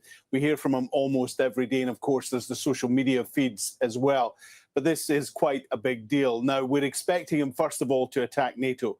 He's very unhappy with his NATO allies. He thinks they should have done more. He doesn't believe that they've come to help the United States during the war in Iran. And he's going to talk about the possibility of leaving the NATO alliance. He may well give a window on how much longer he thinks this war is going to last. He's talked about it being 4 to 6 weeks. We're 4 weeks in. That would leave another 2 weeks. And in an interview he gave on Tuesday, he talked about the possibility of the war going on for another 2 weeks. But just in the last half hour, Fox News here in the United States, which is very close to Donald Trump, tends to be right-leaning, they have suggested that Donald Trump is going to make the case to the American people that at some point he may need boots on the ground in Iran, first of all, to bring a war to at the end, but also to secure the stockpiles of enriched uranium that the Iranians actually have. Now, that has been talked about before, particularly over the last couple of days, but it's never been confirmed by anyone from the administration. So that is something that we're going to keep an eye out on. And also, he's got to address the cost of the war. For many people, the higher prices are reflected in anything they do when they go to the store. Their weekly bills are much higher. Their money seems to go less further. And so he will talk about how he understands the pain, but also he's going to say that, look, this is short-term pain for long-term gain. He believes that in the long run, this is going to be beneficial to the United States, to the Middle East, and to the world as a whole. What is also interesting is in a leaked video that has just come out, Donald Trump speaking at an Easter lunch. It shouldn't have been made public, but it's been on YouTube. One of the things he says is that when he goes on air tonight, he's going to tell the country just how great he is. Okay, thanks so much for that, Ellen. To discuss all of this a little further, we're joined by David DeRoche, who is a professor at Thayer Marshall Institute and a former Pentagon director of Arabian Peninsula Affairs. He joins us from Washington, D.C. Thanks so much for being with us again, David. Obviously, a lot of anticipation about exactly what Trump could say. What are you expecting to hear from him? What options really does he have in front of him 5 weeks into this war? Yeah, well, he has a remarkable number of options, to be honest. I think that he's going to have 3 messages for 3 different audiences, and they'll be slightly contradictory. I think for the American people, he'll say, we're winning. There's a little bit of hiccups here. It didn't go as fast as we wanted, but the price hikes, the oil charges, and gasoline is temporary. For the Iranians, it will be, I've given you my conditions. You comply with them. We can step this up even further. We have measures that we have not taken yet that we are considering.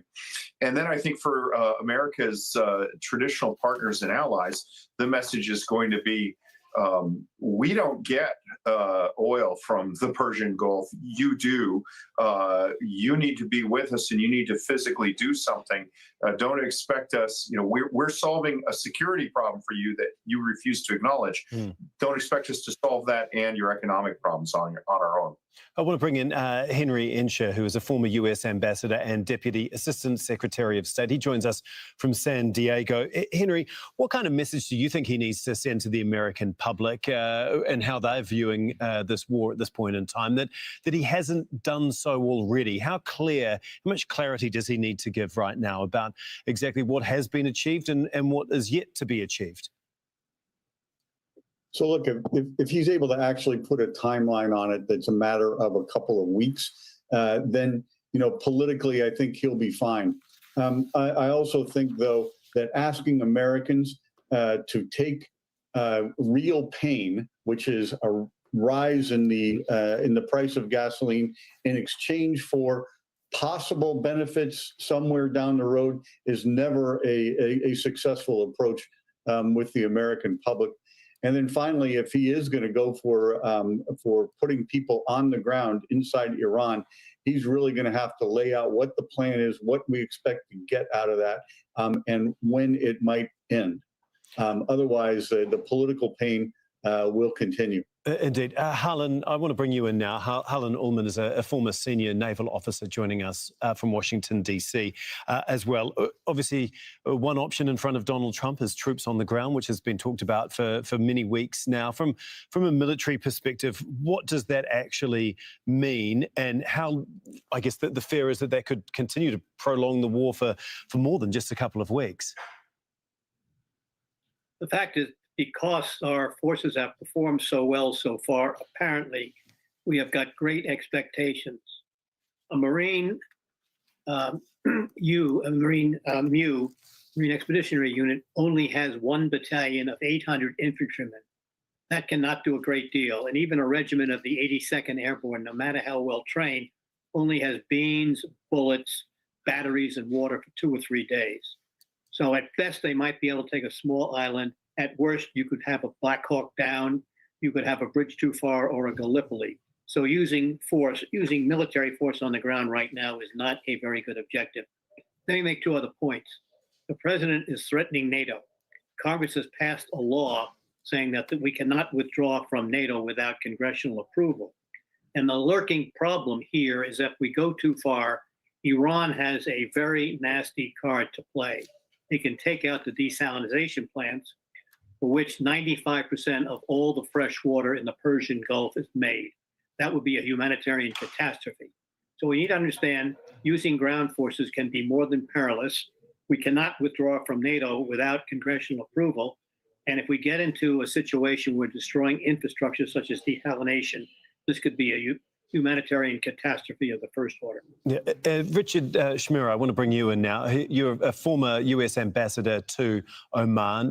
You also join us from Washington, D.C. Richard, obviously, everyone wants to avoid a humanitarian catastrophe, as we heard from Harlan there. Obviously, the Gulf nations are going to be watching President Trump's speech very, very closely. How concerned will they be that Trump could actually pull back without a deal in place to reopen the Strait of Hormuz?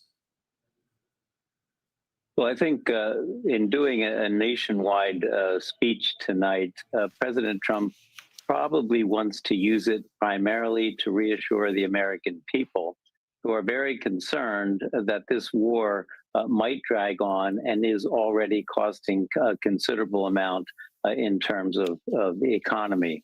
So I think it's a political move to try to get that message to the American people. As for the Gulf, any escalation in the current war could be very detrimental to not just the Iranian people, but the others in the Gulf, particularly if civilian infrastructure such as desalination plants began to be hit. So even though they certainly would like to see Iran change its policies and potentially see some kind of regime change, I don't think the countries of the Gulf want to see an escalation that could endanger their own infrastructure. So I think everybody on these who Trump will be trying to reach will be looking for some way to say this is going to be toned down, it's going to end soon enough, and any short-term pain will go away in a relatively short time. Okay, David, I want to bring you back in on this. Is Trump able to pay the cost of a ground operation in Iran amid, these rising oil prices that we've seen, not just in the US, but right around the world, and I guess a growing affordability crisis, as well as some of the deep political divisions that we're seeing grow even wider over the last couple of weeks? Yeah, he can, but it's going to be a limited ground operation. So as Harlan pointed out, you don't have enough forces in there to seize and hold ground on the mainland against a determined enemy. What you can do is conduct raids. You can land forces, take out specific objectives, You'd rely heavily on mobility, control of the air, and especially the element of surprise. But there's also a strategic effect just in having these forces. Right now, the Iranian security forces, all they have to do is hide underground. If there's a threat of some sort of land action, they have to move out to attempt to meet that. That exposes them, makes them more vulnerable. So even if the Marines never get off their boat, as with the Marine Amphibious Operation Desert Storm, they never left the boat, but they can still have a strategic effect. Henry, if I can bring you back in here, how closely is this all being followed by the American public, and what will they specifically be looking for? Is this all about the cost of living and affordability in oil prices in the US? Well, I can tell you that based on the conversations that I've had, I believe that that's correct.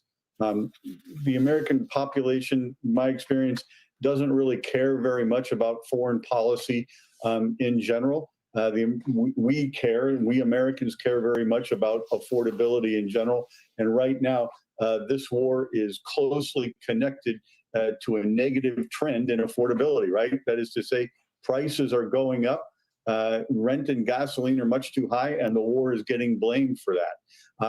I think that's a political fact. And so that's why we're seeing this address right now, because it's beginning to have, really significant political costs. And so if the president wishes to continue for any period of time and expand it into the potential disaster of a ground war, then he needs to really outline that if he has any hope at all of getting additional support.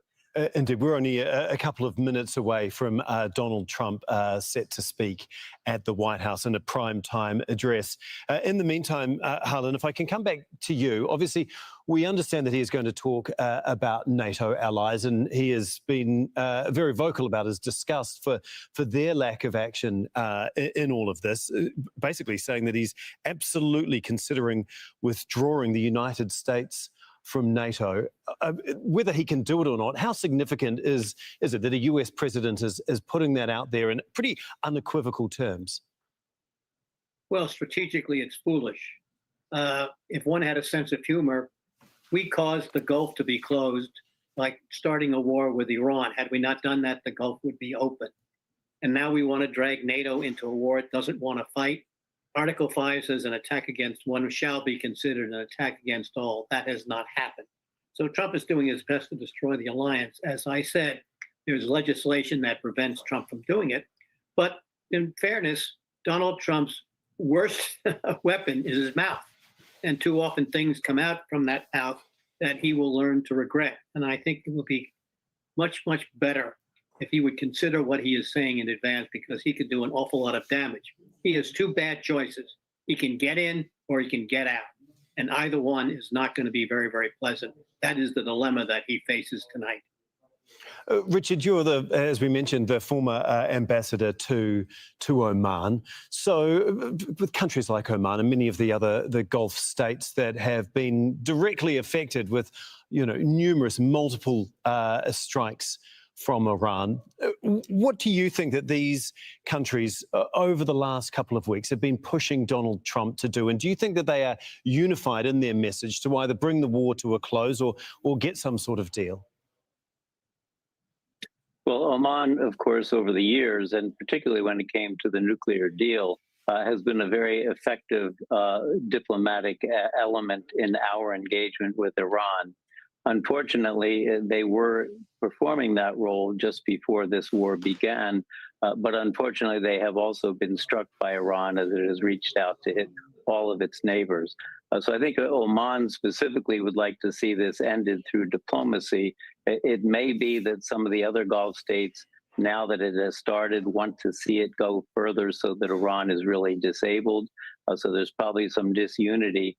But I think in general, it would be best if some kind of diplomatic engagement could be brought to bear to try to bring this to an end. Obviously, it has just gone 0100 GMT. We are expecting to hear from President Donald Trump from the Oval Office any moment now. And obviously, we will cross to that as soon as he starts speaking. If I can bring you back in once again, David. Obviously, the Strait of Hormuz is vitally important. Can Donald Trump pull out of this without having a deal, without making sure that Iran can't close the Strait of Hormuz again or have control over it in the short to medium term? I don't think he can. No, I think that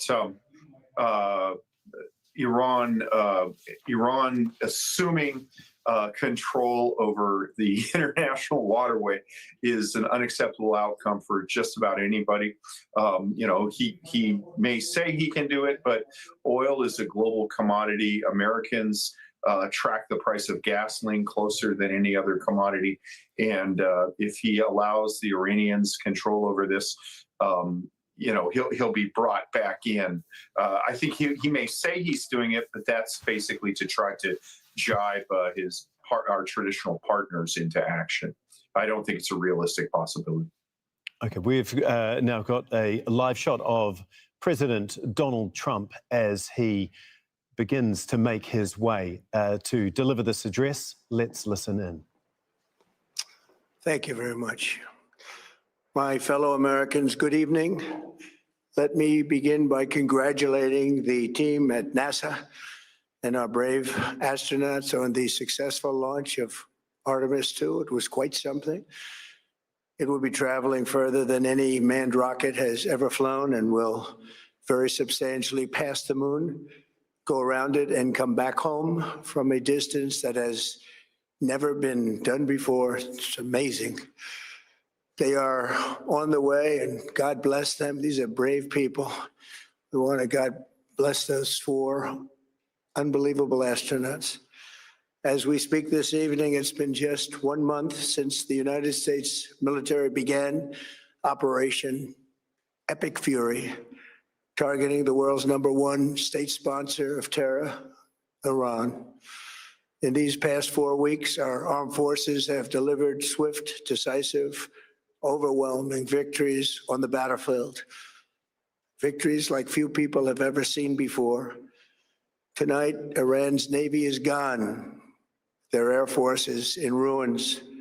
Their leaders, most of them terrorist regime they led, are now dead. Their command and control of the Islamic Revolutionary Guard Corps is being decimated as we speak. Their ability to launch missiles and drones is dramatically curtailed, and their weapons, factories, and rocket launchers are being blown to pieces. Very few of them left. Never in the history of warfare has an enemy suffered such clear and devastating large-scale losses in a matter of weeks. Our enemies are losing in America, as it has been for 5 years under my presidency, is winning, and now winning bigger than ever before. Before discussing this current situation, I also want to thank our troops for the masterful job they did in taking the country of Venezuela in a matter of minutes. That hit was quick, lethal, violent, and respected by everyone all over the world. After rebuilding our military during my first term, we have by far the strongest military anywhere in the world. And now we're working along with Venezuela and are in a true sense joint venture partners. We're getting along incredibly well in the production and sale of massive amounts of oil and gas, the second largest reserves on earth after the United States of America. We're now totally independent of the Middle East, and yet we are there to help. We don't have to be there. We don't need their oil. We don't need anything they have, but we're there to help our allies.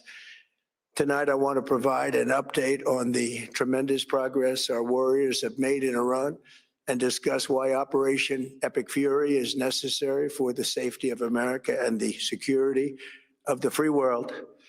From the very first day I announced my campaign for president in 2015, I have vowed that I would never allow Iran to have a nuclear weapon. This fanatical regime has been chanting death to America, death to Israel for 47 years. Their proxies were behind the murder of 241 Americans in the Marine barracks bombing in Beirut, the slaughter of hundreds of our service members with roadside bombs. They were involved in the attack on the USS Cole, and they carried out the countless other heinous acts, including the just horrible, bloody atrocities of October 7th in Israel, something that most people have never seen anything like it. This murderous regime also recently killed 45,000 of their own people who were protesting in Iran. 45,000 dead.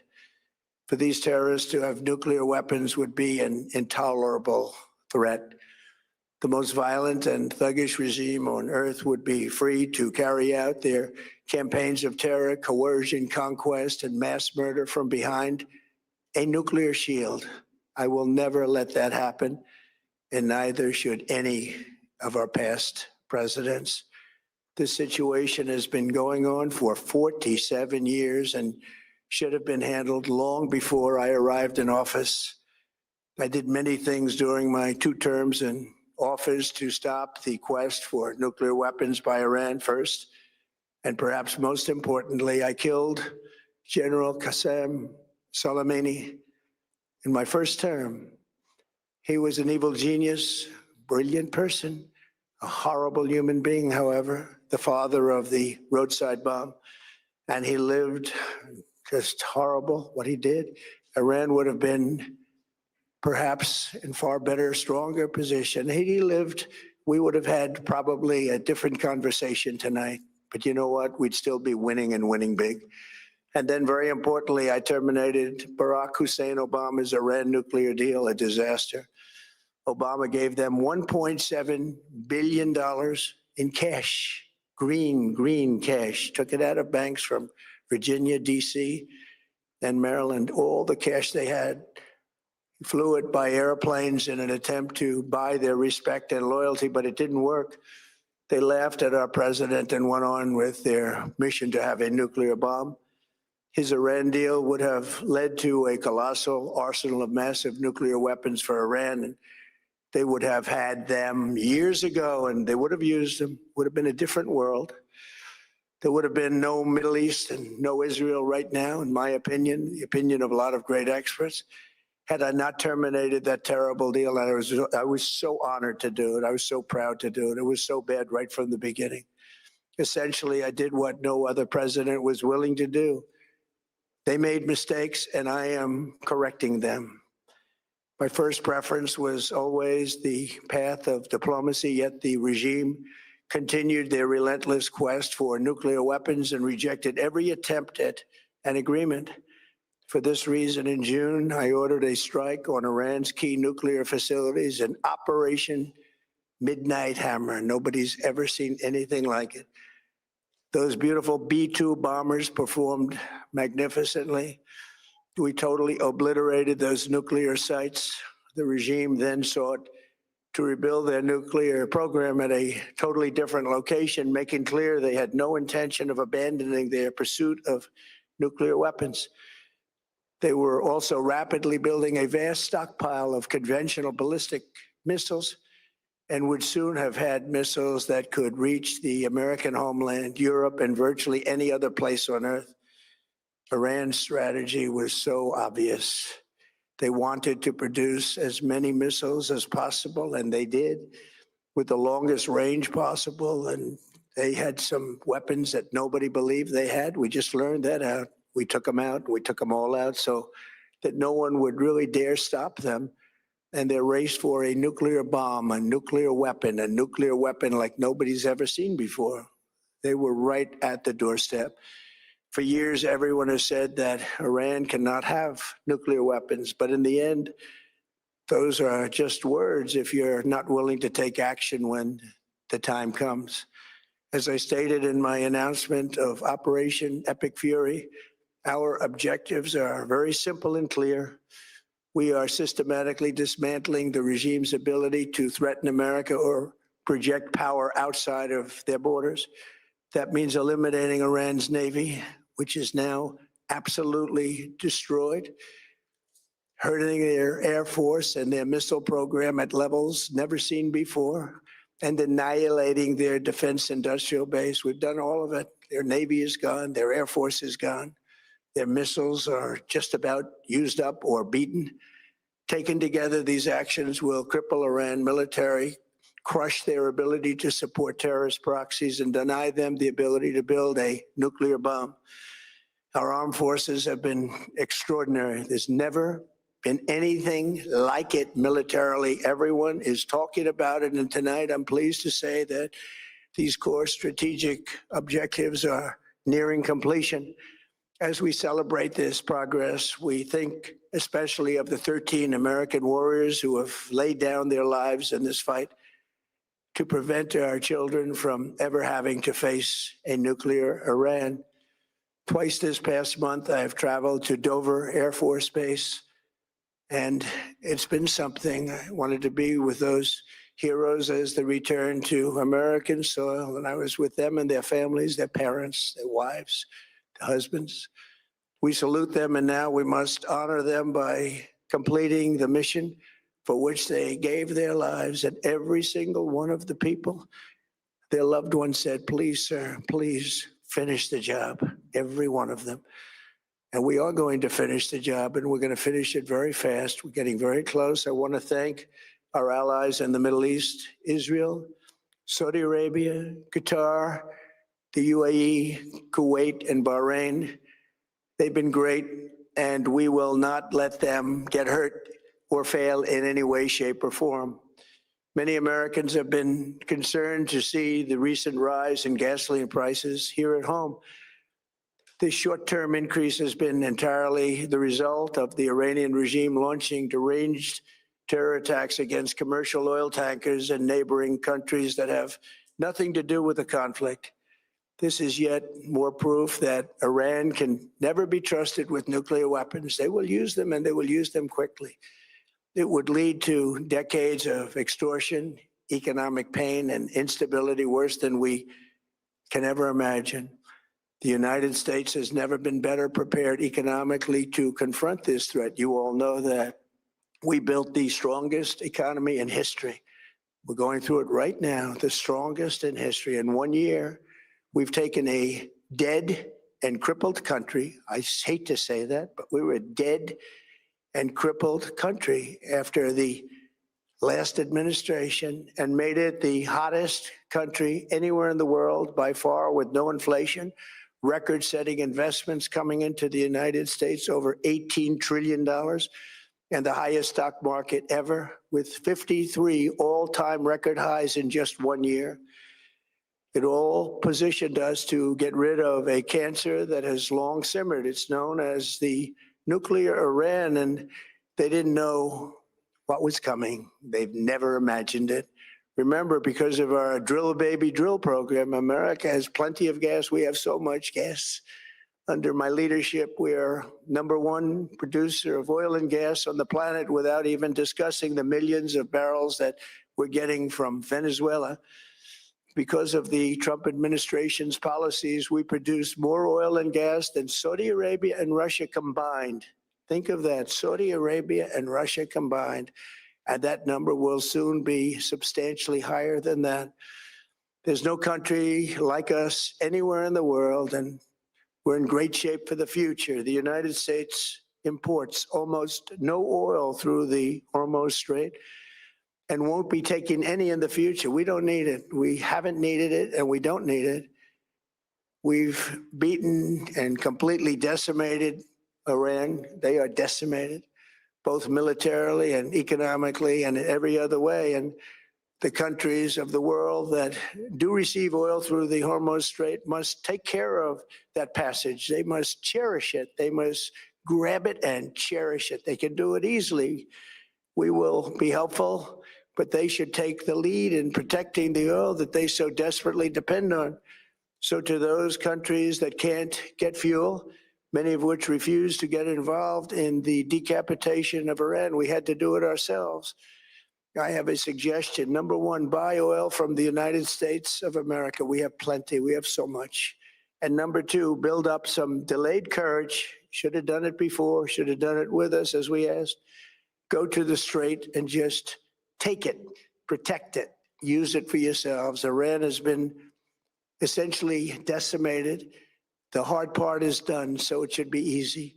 And in any event, when this conflict is over, the strait will open up naturally. It'll just open up naturally. They're going to want to be able to sell oil because that's all they have to try and rebuild. It will resume the flowing and the gas prices will rapidly come back down. Stock prices will rapidly go back up. They haven't come down very much, frankly. They came down a little bit, but they've had some very good days over the last couple of days. We've done actually much better than I thought, but we had to take that little journey to Iran to get rid of this horrible threat. With our historic tax cuts, where people are just now talking about receiving larger refunds than they ever thought possible. They are getting so much more money than they thought. That's from the great big beautiful bill. Our economy is strong and improving by the day, and it will soon be roaring back like never before. It will top the levels that it was a month ago. I've made clear from the beginning of Operation Epic Fury that we will continue until our objectives are fully achieved. Thanks to the progress we've made, I can say tonight that we are on track to complete all of America's military objectives shortly, very shortly. We're going to hit them extremely hard over the next 2 to 3 weeks. We're going to bring them back to the Stone Ages where they belong. In the meantime, discussions are ongoing. Regime change was not our goal. We never said regime change, but regime change has occurred because of all of their original leaders' death. They're all dead. The new group is less radical and much more reasonable. Yet if during this period of time no deal is made, we have our eyes on key targets.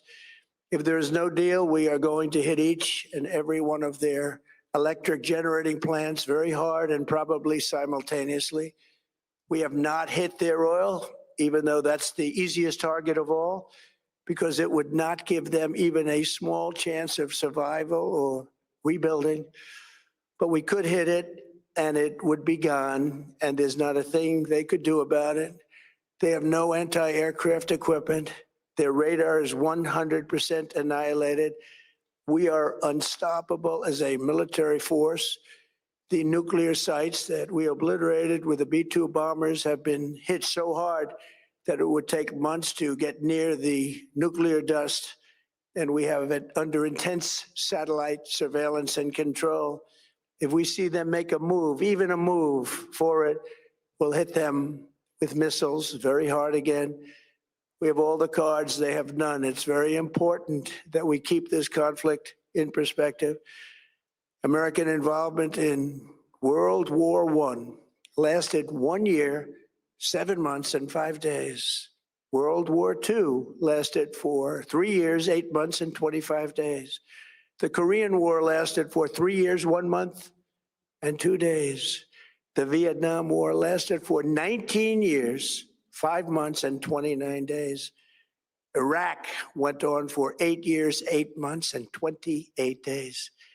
We are in this military operation, so powerful, so brilliant, against one of the most powerful countries for 32 days.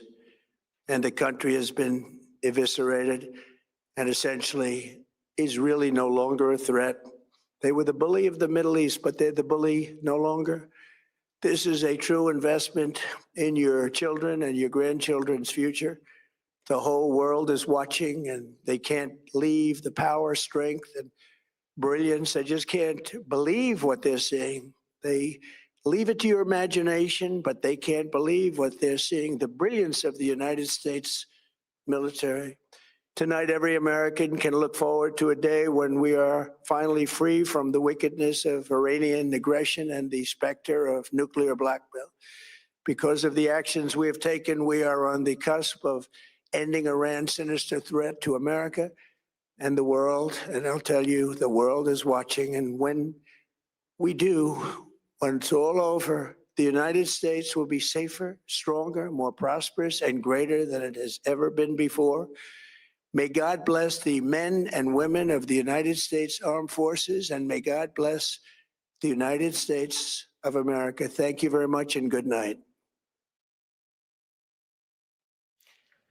Well, that was US President Donald Trump giving his prime time address at the White House. Just to quickly bring you up to date with some of the top lines out of that address. He said, "We are on track to complete our military objectives shortly. We will hit them incredibly hard over the next 2 to 3 weeks. Discussions are ongoing," he said. Regime change, he reiterated, was not our goal, but it has happened because we have taken out their leadership completely. He said, if there is no deal, we're going to hit all of their electrical plants simultaneously, but we won't hit their oil. We haven't done that yet. It would give them no chance of surviving as a country. He also went on to say that the core strategic military objectives are nearing completion. We're going to finish the job. We're going to finish it very fast. And he ended with, we have all the cards and they have none. Well, we have our White House chief correspondent, as well as a panel of experts here to dissect and analyse President Donald Trump's speech.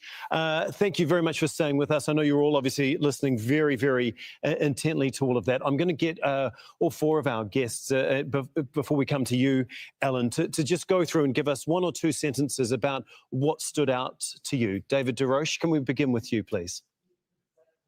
Sure. So there's 2 things. The first is that he kind of slipped in there that there were unexpected capabilities that Iran had. I expected him to make the case that Iran was a regional threat. He did. But then he said they have stuff that we knew about, but they also had things that we didn't know about. And it's a good thing we found it. So I think that he both is acknowledging a little bit of a surprise, which he doesn't normally do. But I think he's also laying the groundwork for quite possibly a longer campaign than he had originally said. And the second thing, I was taken by the fact that he spoke of the simultaneous attacks on the electricity grids, which is something that has been discussed since the opening of the campaign. But it was interesting that he hasn't mentioned perhaps the reciprocal closure of Iranian ports. And that was something I was looking for. Okay, we'll get into that in just a moment. Harlan, what stood out for you? The speech was embarrassing, depressing, incoherent, and full of contradictions. If you take out Iran's oil, you're just going to raise the price of oil and gasoline. I think Iran will be looking at that as a victory speech for them. It was a pity the president could not lay out his case and tell us what he plans to do. Taking out Iran's infrastructure is not the answer.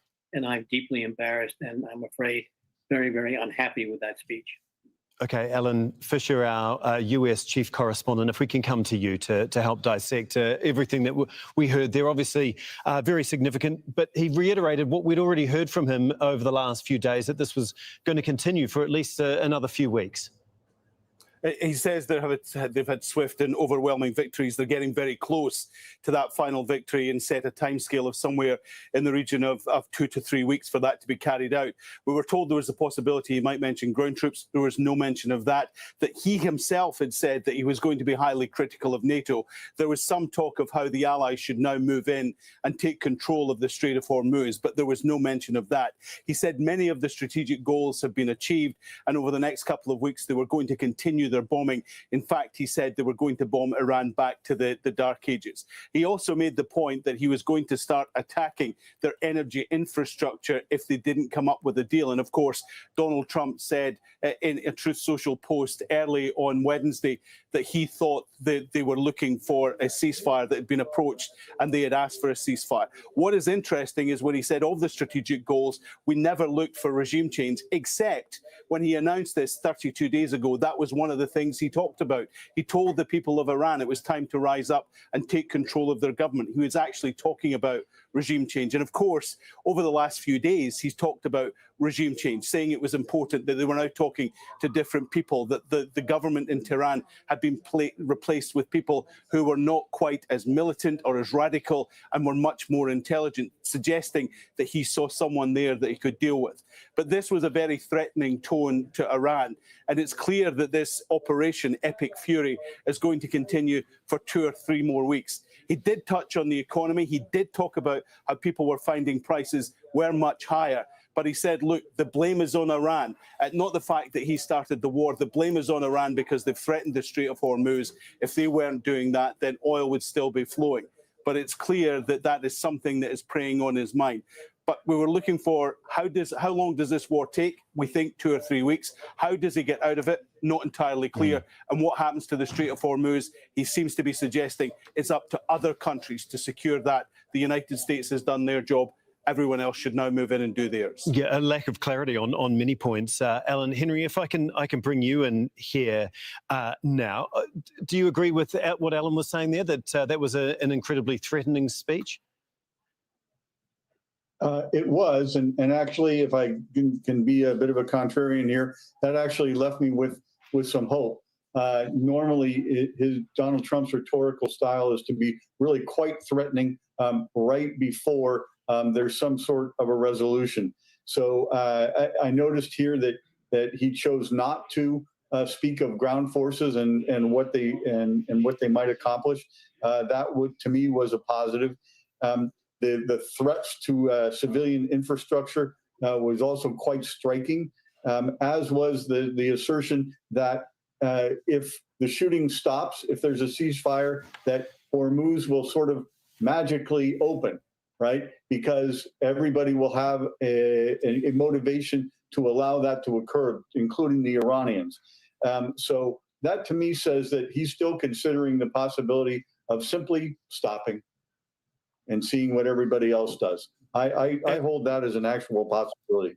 Richard, do you think that that is a viable option, though, for Trump, just to walk away after creating so many issues here without resolving many, if any, of them?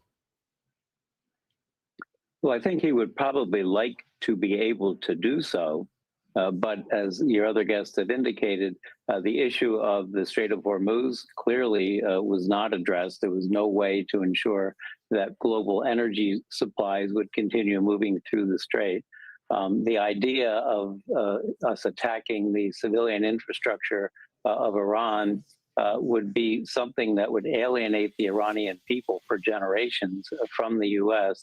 So I think the kinds of things that he's talking about really don't address the issues that concern us and our allies, and that is how we get Iran to change its policies and how we get the oil flowing again and how we wind up this military action. So I think in a sense, the key issues were really not addressed. So I don't think he really helped himself in terms of communicating with the American people. Okay, Alan, if I can come back to you just once again.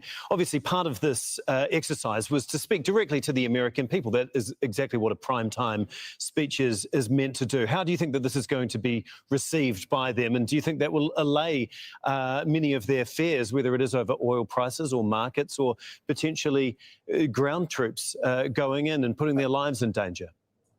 Well, funnily enough, I've just been texting someone and saying, what do you think, how do you think this speech will go down?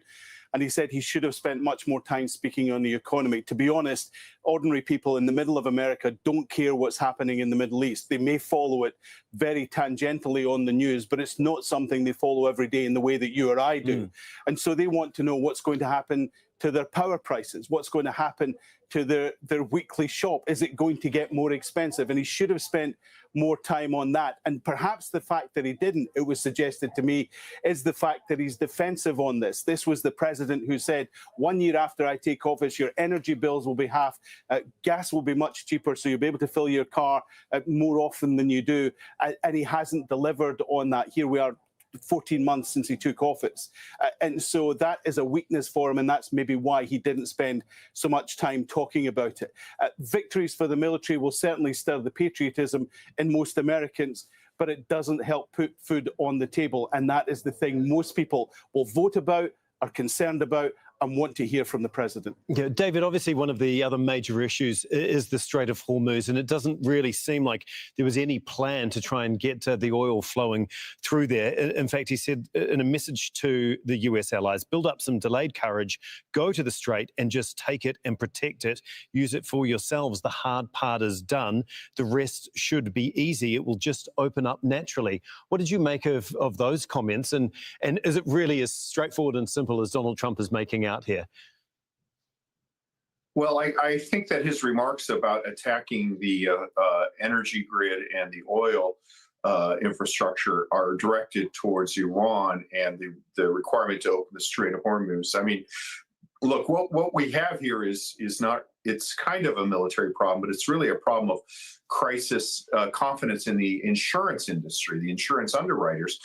It is so easy and so simple and so low cost to disrupt civilian shipping that, you know, militarily to try to stamp that out is very, very hard to do. The only way you can really do it is by deterrence. So I think that a lot of that big stick, a lot of that threat was basically telling Iran, hey, you know, you guys stop this, you're going to get something you really don't want. On the other hand, as I foreshadowed his remarks, I think he does want to get the coalition or build a coalition of America's traditional partners. He speaks imprecisely. I think when he says NATO, he doesn't mean the organization in Belgium.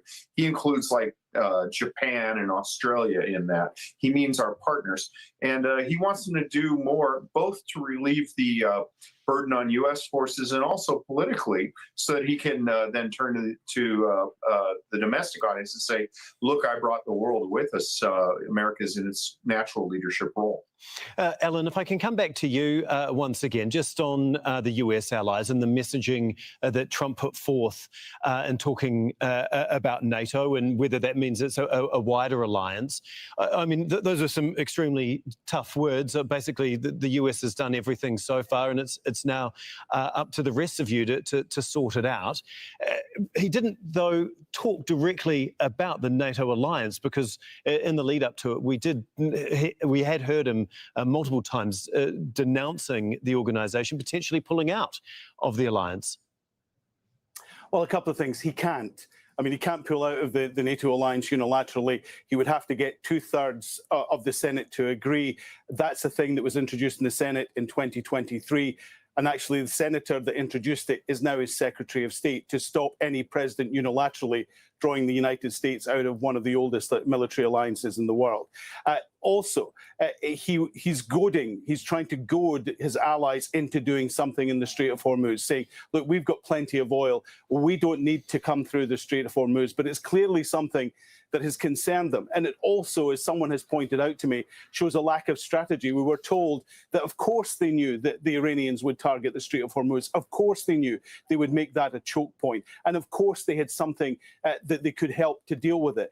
But as it goes on day after day after day, it proves that actually the United States doesn't. They don't know quite how to handle this. And so for all the military planning that's going on, that's not something that seems to have been top of mind. It's not something that they thought would be a serious threat.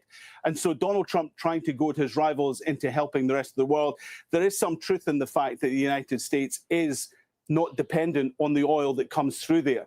But they also need other things that comes through there. They need things like agriculture, fertilizer that comes through there. They also need things like rare earth minerals that come through there. So it's not just oil that passes through there. There are many other things, and that hits the US economy. So while he says that the US could walk away, they really can, and they've got to help get the Strait of Hormuz open again if they're to see, if they're not to see a long-term impact on the United States economy.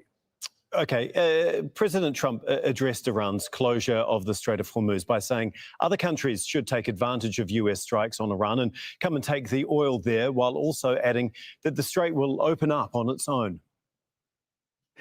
The countries of the world that do receive oil through the Hormuz Strait must take care of that passage. They must cherish it. They must grab it and cherish it. They can do it easily. We will be helpful, but they should take the lead in protecting the oil that they so desperately depend on. So to those countries that can't get fuel, many of which refused to get involved in the decapitation of Iran. We had to do it ourselves. I have a suggestion. Number one, buy oil from the United States of America. We have plenty. We have so much. And number two, build up some delayed courage. Should have done it before. Should have done it with us, as we asked. Go to the Strait and just take it, protect it, use it for yourselves. Iran has been essentially decimated. The hard part is done, so it should be easy. And in any event, when this conflict is over, the Strait will open up naturally. It'll just open up naturally. Okay, we're going to go back to our panel of experts now. Henry, if I can bring you in to discuss what we heard from Donald Trump there, basically putting the burden now on US allies that need the oil to go through the Strait of Hormuz.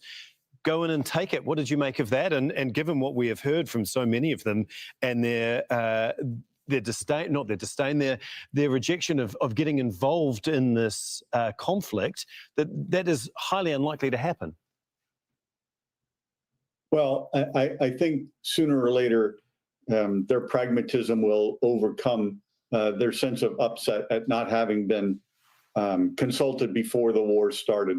And they will recognize that they have a higher stake in the security of the Strait of Hormuz than the U.S. does. I think that's a fact.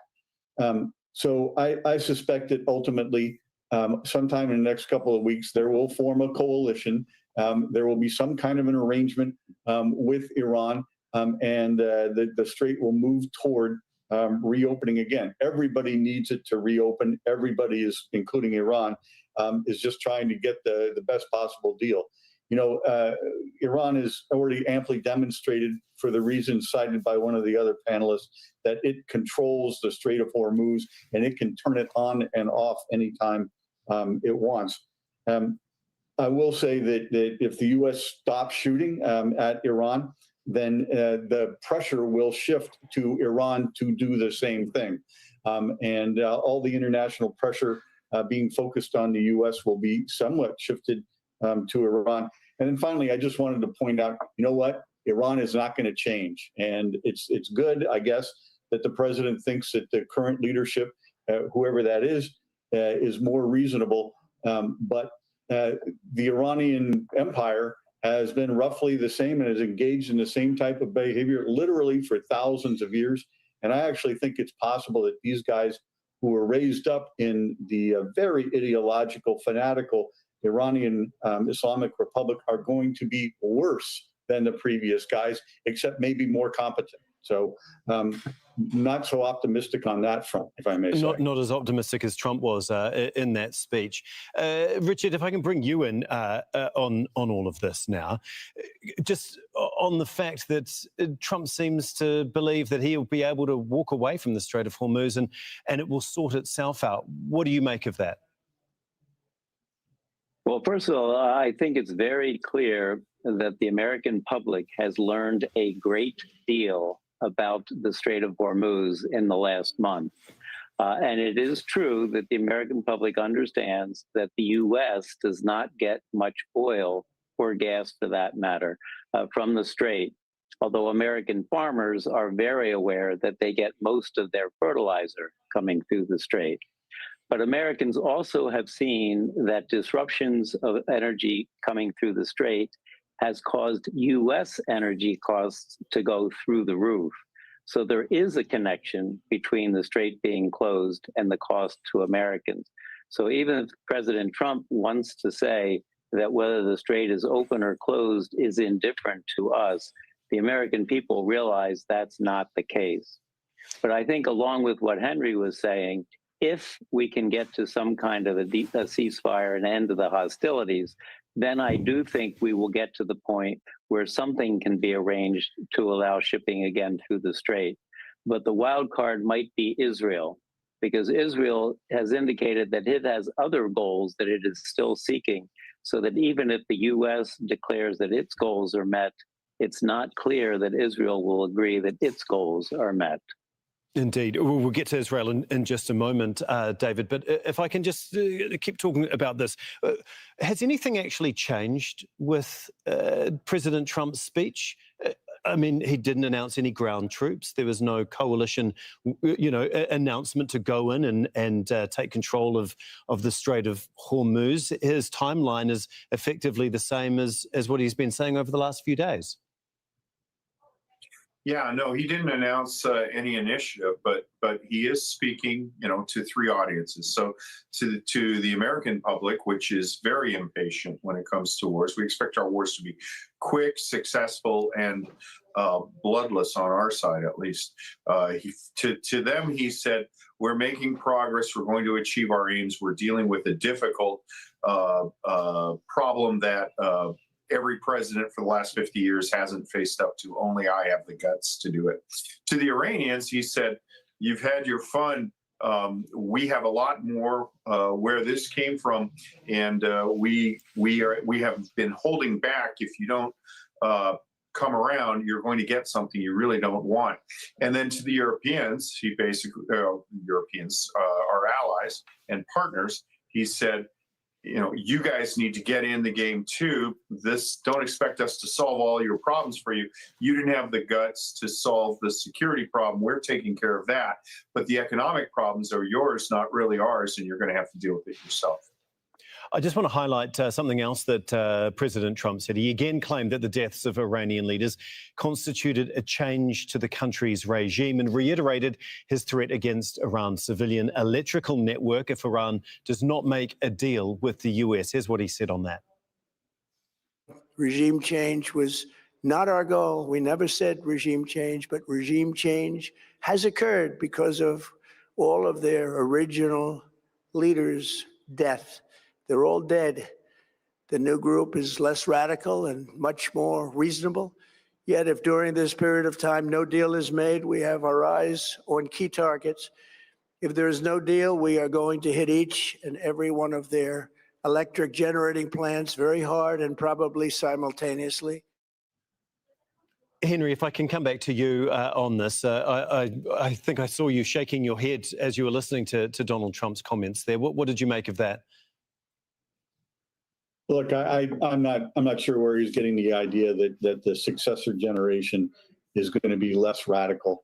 I think it's far more likely that they'll be more radical, and also in a transition moment like the Iranian regime is experiencing right now, it's the more radical who tend to win out.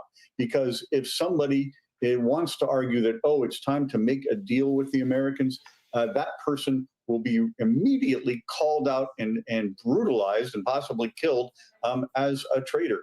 Therefore, in Iranian political terms, I suspect it's far better for survival purposes to be more extreme right now, which will make it more difficult, I think, to get to a deal and will, I think, drive them to move faster to reestablish their position when the war does in fact end. So sorry for the head shaking, but that's where that's what strikes me. The idea that these guys are going to, come up and be reasonable and see the light, that's the least likely outcome. Hey, these guys just murdered 40,000 of their own people back in January, had no problem doing that. So that's what they are. Okay, Harlan, if I can bring you in, can bring you in on this. I know I can see you wanting to jump in. What do you have to add? Well, first of all, the Strait of Hormuz is not exactly closed. What you may not know is the Majlis just approved a plan called the Hormuz tax. I wrote a column last week saying, how do you open the strait? It'll be about $1 trillion.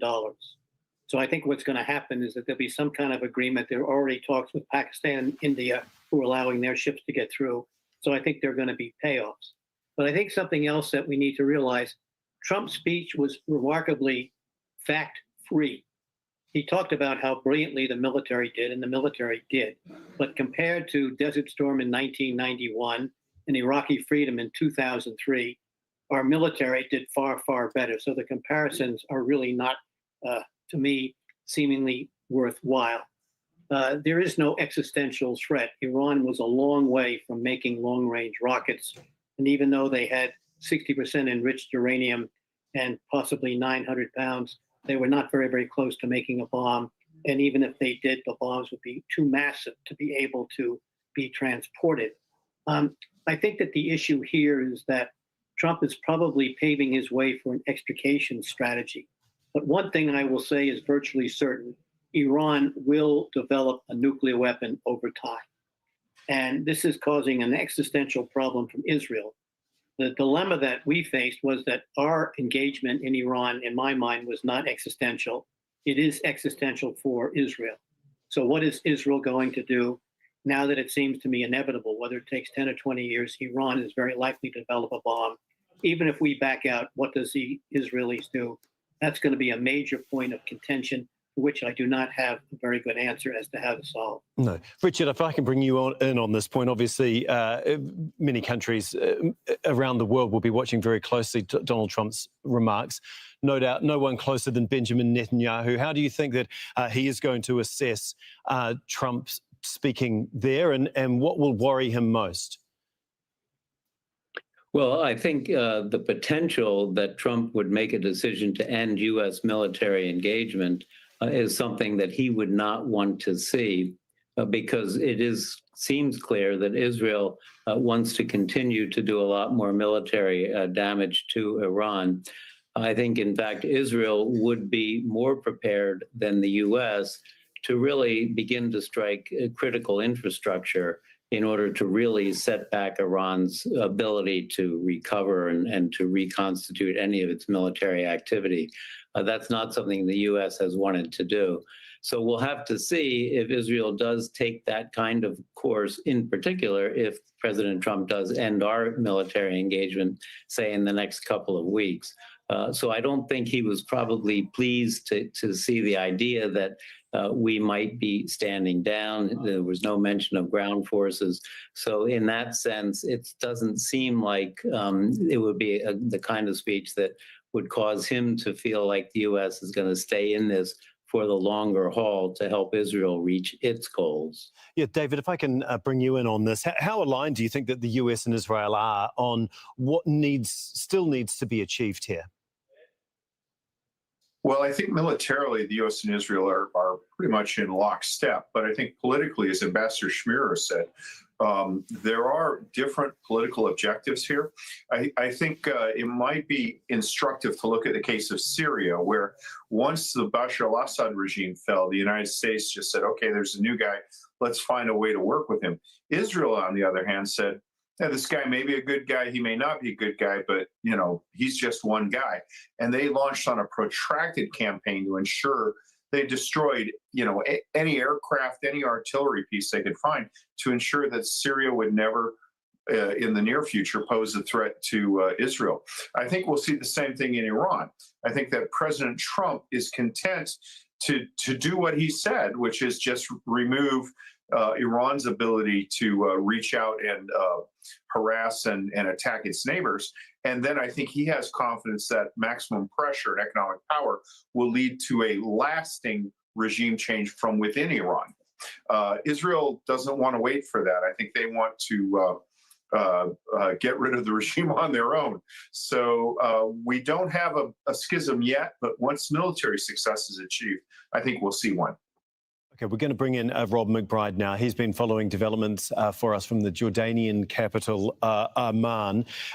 Rob, can you just, first of all, give us an idea how you think and how the Israelis will perceive Donald Trump's comments tonight? Yeah, I think reaction will be fairly mixed from Israel. I think one of the main concerns going into this was all of the talk about some sort of back channel deal or even a ceasefire suddenly being declared.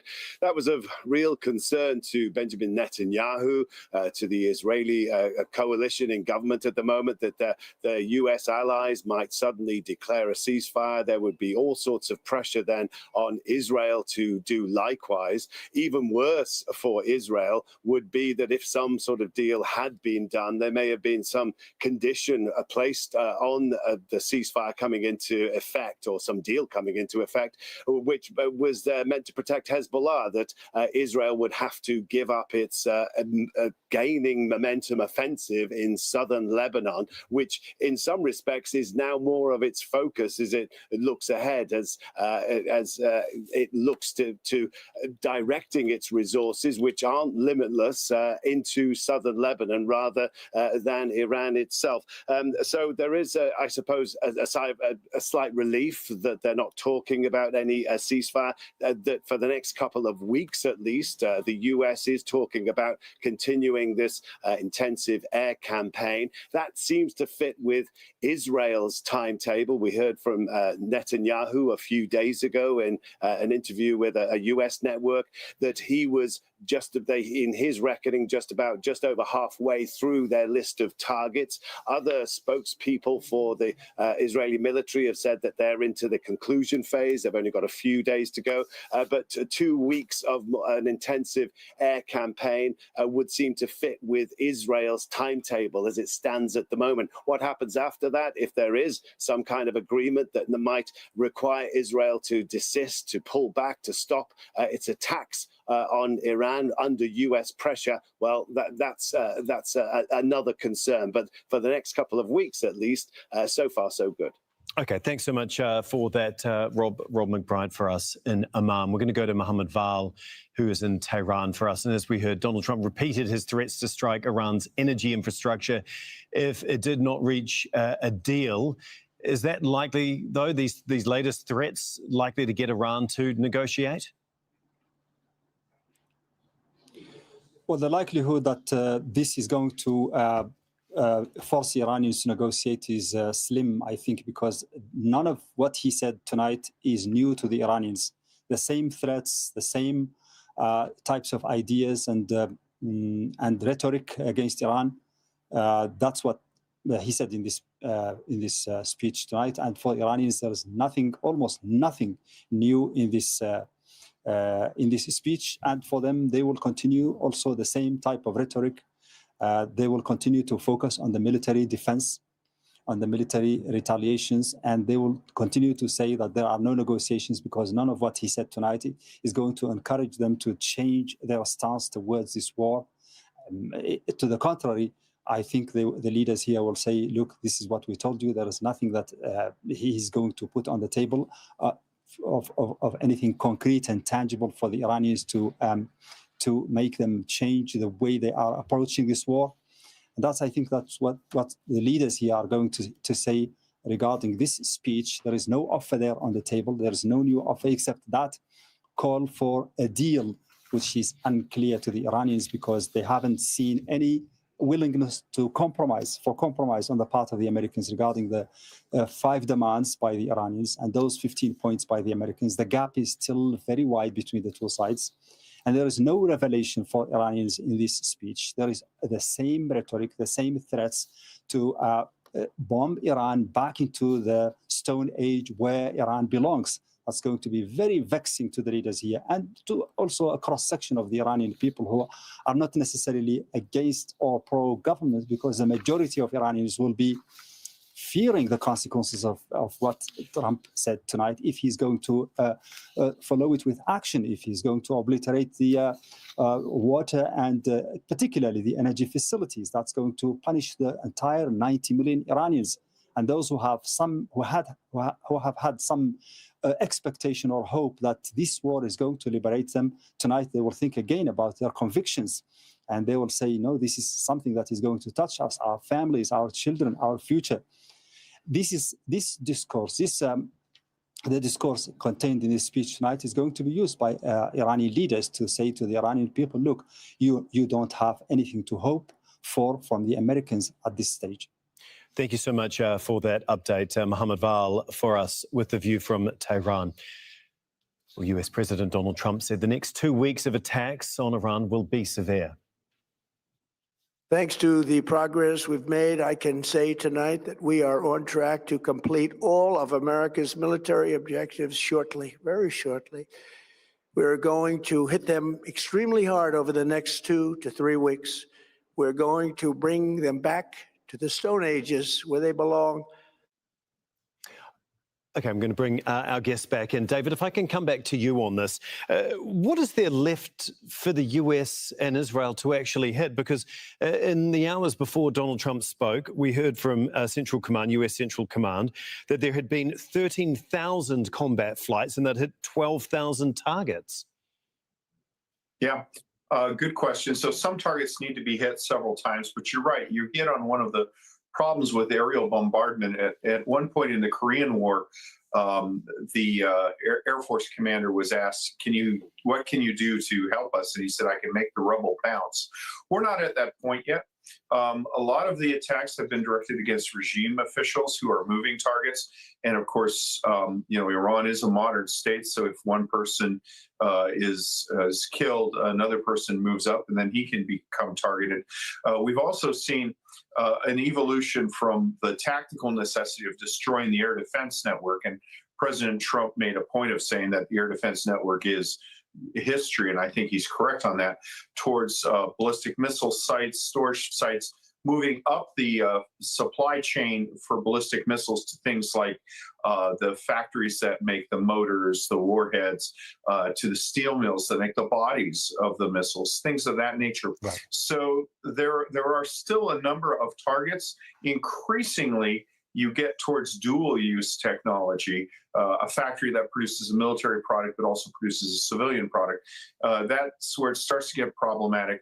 But we haven't yet seen extensive counter value targeting where you get at just purely economic targets like the fuel infrastructure, the way Iran has targeted the GCC states. Okay, Harlan, we've got a couple of minutes left of this discussion. What will you be looking at to happen over the next couple of weeks? And how dangerous is it if after 2 or 3 more weeks of this bombing campaign, the US walks away? Let me make 3 points. First, there are a large number of underground factories that make drones and missiles that have not been touched. And Central Command has not necessarily been candid about that. About the Iranian Air Force and Navy, it really didn't have one. The Iranians were still flying F-14 Tomcats that Tom Cruise flew in the first Maverick movie. Second, Trump did not mention talks. Remember how positive he was that talks were making great progress. The fact that he made no mention is probably going to alienate the diehard MAGA base who said, you promised no wars. What were you doing about this? And if I had to make a guess, by week's end, oil will be $120 a barrel. That will mark the success or failure of Trump's attempt to sell the American people on the war through this speech tonight. Okay. Henry, just very quickly before we go, your final thoughts. When the US do pull out, what sort of mess do you expect them to leave behind? Big one. You're going to have a really very angry Iranian regime to deal with. If the Israelis succeed in getting what they want, you have a high potential for chaos in that landmass, which none of the neighbors want. And that's why I actually think the Pakistanis are so deeply involved, because they know that Iran is an empire and it can come unglued. And then secondly, or lastly, I guess I would say, quite right. The Iranians have nuclear ambitions now. They've learned if you don't want to be invaded, get the bomb. Okay, David, Harlan, Henry, and Richard, we'll leave it there. But thank you so much. We really do appreciate your time as well as your insight. Thanks again. We are going to take a very short break now. Just stay with us, though. Our extensive coverage of the conflict between the US, Israel, and Iran continues in a couple of minutes at the top of the hour.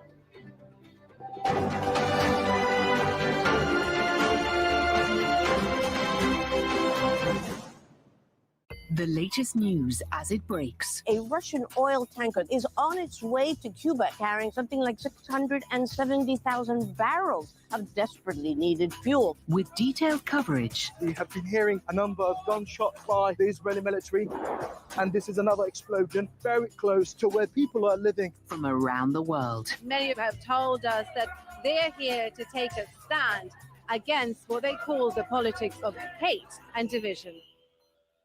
That would precipitate an attack against American forces. To prevent Iran from getting nukes. There is no coherent strategy, and you can see that's reflected in the media coverage. Many American media see it like a video game. From the graphics on the screen to who they speak to, war for them is big business. We saw this exact same pattern happen in Gaza, the same lazy, flattened reporting that we saw in Gaza when it comes to the war on Iran. The Listening Post decodes the media on Al Jazeera. On counting the cost, The Middle East conflict has cut off 20% of the world's oil and gas supply.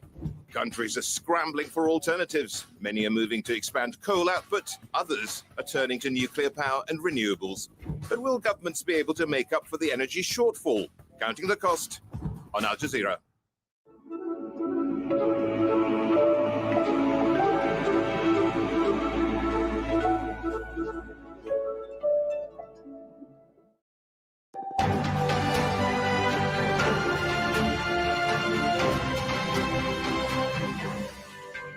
Hello, I'm Tom McRae. This is Al Jazeera with our continuing coverage of the war between the US, Israel and Iran. Coming up in his address to the nation, US President Donald Trump says he is very close to completing the objectives in Iran, but warns of more attacks.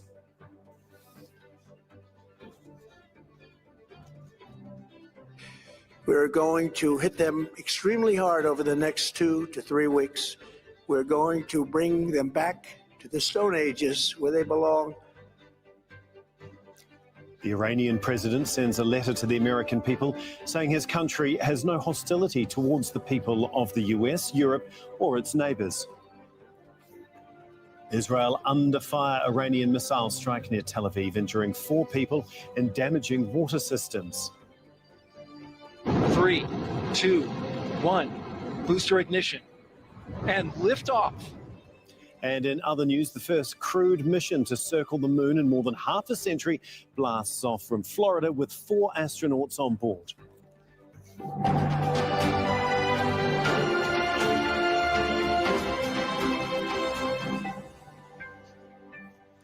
Donald Trump says the US has nearly completed its core strategic objectives in its war on Iran. In his first primetime address to the American public since the conflict started over a month ago, he vowed to attack Iran relentlessly in the coming weeks while claiming it is no longer a threat. Thanks to the progress we've made, I can say tonight that we are on track to complete all of America's military objectives shortly, very shortly. We're going to hit them extremely hard over the next 2 to 3 weeks. We're going to bring them back to the Stone Ages where they belong.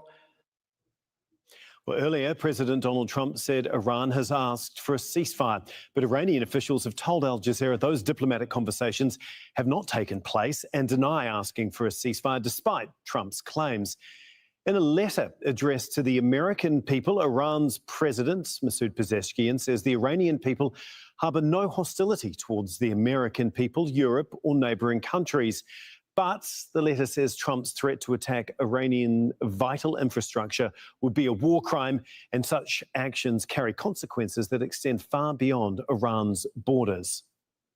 We're covering all of these latest developments from Tehran, Amman, as well as Washington, D.C., where our chief US correspondent, Alan Fisher, has been standing by at the White House.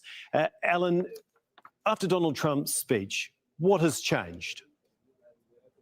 Nothing. What we heard was essentially a rehash of what we've heard over the last couple of weeks through interviews and also through social media posts.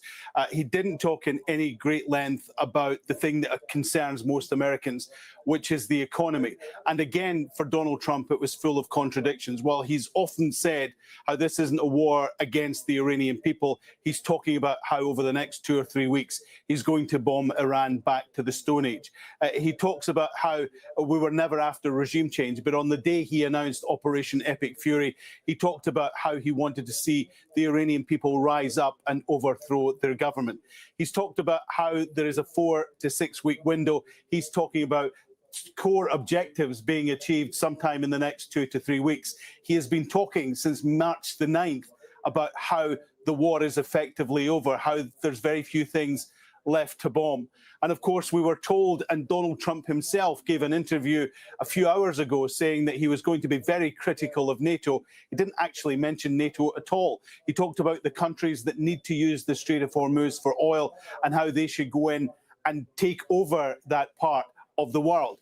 But of course, the United States needs the Strait of Hormuz, maybe not for oil because it is largely self-sufficient now, but it needs it for agricultural produce like fertilizer. It needs it for rare earth minerals, things that are essential to the American economy. So people at home will be wondering, how is this war actually making my life better? And a lot of people will think, not very much. So Donald Trump really set a bar where he was going to be critical of NATO, talk about how long the war was going to take and how they would get out.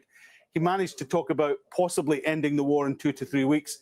He says they've achieved most of their strategic objectives, but he still hasn't made clear just exactly what he would regard as a success, but he's already claiming victory. Indeed. Ellen, this primetime address was also a way for him to speak directly to the American people about the war, and we've discussed at length the repercussions on the US economy and the cost of living as well. How is this going to be received by the American public, and do you think that he got his message through to them? Well, look, people who support Donald Trump are going to think this was a wonderful speech, that he did really well. And I'm seeing that already reflected in social media. The United States, population of 320 million people, pick your response that you're going to get. But overall, people will regard this, I suspect, as not the speech they thought they were going to get, that it wasn't critical of NATO, that it didn't lay out how he was going to help people in the short term. He talked about how this was an investment for the future, for your children and your grandchildren, because Iran will no longer be able to threaten Americans or America or indeed the rest of the world. But some of the allies will be wondering where this goes now, how this plays out over the next 2 to 3 weeks. And also there's the question mark over the peace talks that apparently Pakistan is mediating. If Donald Trump is serious about bombing Iran back to the Stone Age, is he trying to make it so that Iran must agree to everything that the United States suggests? And we've heard that from the administration in the past. And we've also heard from Tehran that that is highly unlikely. And so it seems that Donald Trump wanted a primetime address to speak to the American people, but he didn't actually speak to the American people. He spoke to his MAGA base, and he needs a lot more than that to convince people who are suffering in this economy that things are going to get better soon. Okay, thanks so much for all of that, Ellen. Our chief US correspondent, Ellen Fisher at the White House. We're going to bring you more of the Iranian President Masoud Pezeshkian's letter addressing the American people. In it, he says attacking Iran's vital infrastructure, including energy and industrial facilities, is a direct attack on the Iranian people. Well, beyond constituting a war crime, such actions carry consequences that extend far beyond Iran's borders. Is America First truly among the priorities of the US government today? Went on to say the choice between confrontation and engagement is both real and consequential. Its outcome will shape the future for generations to come. I'm going to bring in Mohammed Val now, who is in Tehran for us. And Mohammed, as dawn breaks there in the capital, how is President Trump's speech likely to be viewed? Well, Tom, it's likely to be viewed as nothing new. For Iranians, nothing new has been said in that speech, and they are going to see it as a vindication of the approach they are taking towards this war and towards dealing with the Americans. It's full of threats. It's full of talking about bombing Iran back to the Stone Age where it belongs, and that's contradictory to what Donald Trump has been saying about regime change has been achieved, and now we have people in charge who are better and more amenable to talk to. Those are two things that don't go together. And also, he didn't say much about the negotiations, the progress that he has talked about over the last few days, saying that the 15 points, most of them were actually accepted by the Iranians, and that a deal is very close at hand. All of that has disappeared in this speech, and it is focused mainly on more warfare and more bombing of Iran and the obliteration of its infrastructure, and also that threat about the standing threat about destroying the power facilities. That's not going to go down well, not only with the government here, but also with the people who don't want to see their country destroyed and their livelihood, particularly their livelihood, destroyed through those threats. Yeah, Mohammed, as you talk about all of these threats, they're all designed to try and get Iran to come to the negotiating table to get some sort of deal over the next few weeks. How likely or unlikely is that?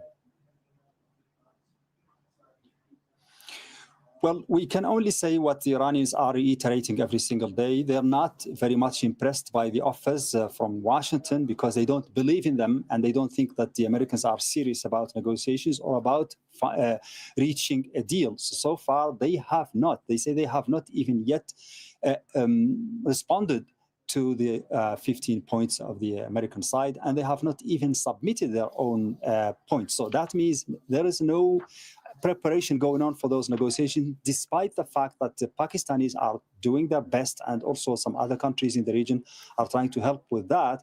But the Iranians they're not expecting, from what they say, they're not expecting these negotiations actually to start anytime soon.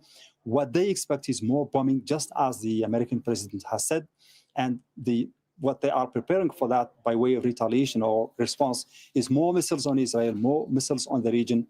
That's the understanding here in Islamabad, in Tehran, and there is no expectation that anything good is going to come from the efforts in Islamabad, even though they trust the Pakistanis, but they don't trust the other side, the Americans and the Israelis. Okay, thanks so much, Mohammed, for all of that. Mohammed Val in Tehran. We're going to go to Rob McBride, who's been following developments from the Jordanian capital, Amman. And the war is obviously going to continue, as we heard from Donald Trump, for at least the next couple of weeks. How's that going to be received in Israel? Yeah, I think Israel will be generally happy with the content of this address. There had been growing concerns with talk about some sort of ceasefire suddenly being declared, of America walking away from this conflict, announcing possibly that some sort of deal had been done through these back channels. As remote as that now seems, there were growing concerns in Israel about those things. And what that would mean, would Israel be called upon to stop its air attacks? Even worse for Israel, would one of the conditions of any agreement or peace talks be that it stops its growing attacks into southern Lebanon, targeting Hezbollah? None of that seems to have transpired for the next couple of weeks, at least. We are going to see this air campaign continuing, possibly intensifying, and that seems to fit in with Israel's plans. We've heard from Netanyahu in the last couple of days that, in his estimation, Israel is only just over halfway through its targeting list. So an extra 2 weeks of an intensive bombing campaign would seem to fit in with Israel's plans. And its list, as we know, has been expanding to look at the wider infrastructure of Iran, of its economy, of its society, all the things that make a society work, to broaden those list of targets, to leave Iran at the end of this, whatever becomes in the future, whatever regime is left in place in Tehran, to leave it completely weakened, that it would be decimated and take years to rebuild. Indeed, in Israel's view, as in Trump's words, to leave it back in the Stone Age. And at the same time, Rob, there's been a significant increase in Iranian strikes on Israel. Can you just talk us through exactly what damage and injuries they've caused? Yeah, that's right. I mean, these attacks continue. In fact, just in the last few minutes, we got word that there's been another alert raised in northern Israel, and a missile launch has been detected coming from Iran. Earlier this Thursday morning, in the early hours, there was another missile attack that caused fairly extensive damage through central and northern Israel, with around about 11 strikes from missiles that were launched, especially around the city of Bnei Barak. But this is following on a pattern that we've seen throughout Wednesday, multiple missile strikes. In fact, according to the Israeli authorities, this last day has been about as intensive an aerial barrage, a missile barrage, as we've had since the early days of this conflict began. There has, in the last week or so, been a slight dip in the numbers of missiles being launched. That's led to speculation that potentially Iran is being exhausted of its longer range ballistic missiles, but there has been an uptick in the last day or so. That's presumably the timing of that is no coincidence. It has been ahead of this speech, but also has seemed to be timed with the Passover, which has just begun, and seemed to coincide with the traditional meals that people come together and as families in Israel to begin on a Wednesday evening to cause as much disruption as possible. And for Israelis, it seems to just confirm the fact that that Iran still poses a threat that it has to deal with by force. Okay, thank you so much for all of that, Rob. Rob McBride for us there in Amman. Well, in his address to the nation, President Trump said Iran's closure of the Strait of Hormuz by saying other countries should take advantage of US strikes on Iran and come and take the oil there, while also adding that the strait will open up on its own. The countries of the world that do receive oil through the Hormuz Strait must take care of that passage. They must cherish it. They must grab it and cherish it. They can do it easily. We will be helpful, but they should take the lead in protecting the oil that they so desperately depend on. So to those countries that can't get fuel, many of which refuse to get involved in the decapitation of Iran, we had to do it ourselves. I have a suggestion. Number one, buy oil from the United States of America. We have plenty. We have so much. And number two, build up some delayed courage. Should have done it before. Should have done it with us, as we asked. Go to the strait and just take it, protect it, use it for yourselves. Iran has been essentially decimated. The hard part is done, so it should be easy. And in any event, when this conflict is over, the strait will open up naturally. It'll just open up naturally. Joining me now from Washington, D.C. is David DeRoche. He is a professor at Thayer Marshall Institute and a former Pentagon Director of Arabian Peninsula Affairs. And we're also joined by Henry Enscher from San Diego. He's a former U.S. ambassador and Deputy Assistant Secretary of State. Thank you so much for staying with us here on Al Jazeera. David, if I can bring you in first. Donald Trump there saying the hard part is done, the rest will be easy. From a military standpoint, if other countries were to get involved in trying to take control of the Strait of Hormuz, how difficult is that actually going to be? Well, I suppose the hard part in terms of facing massed fires from ballistic missiles and cruise missiles, that probably has been done. The real threat, I think, in the Strait of Hormuz is of even a relatively small missile or a speedboat attack with explosives on it would create a lot of damage to civilian ship, and it requires a lot of vigilance to do that. There's also the threat of naval mines, which many European countries are better at than the United States, but they're better at it, but nobody is good at it. And so, I suppose technically he's correct, but in order to achieve our goals in the Strait of Hormuz, it has to be as placid as a shopping center parking lot. And it's very easy and very low effort for the Iranians to disrupt it. All they have to do is make insurance clerks in London nervous. Henry, if I can bring you in now. If we take Donald Trump's speech as a whole, has anything changed since he spoke? Yeah, nothing. Honestly, just absolutely zero. This felt to me like a situation where his advisors talked him into doing it, and so he went out and did it. But it doesn't really mean very much in terms of advancing the ball. Does that weaken him? If you don't mind, I'll stop. Sorry, just very quickly. Does that weaken him?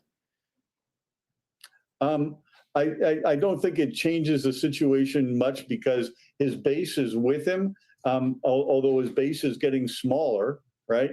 And as the price of oil, price of gasoline continues to go up, and all the other effects start to drive in on the American economy, I believe it will weaken him, and that may or may not stop him from doing more of what he wants in Iran.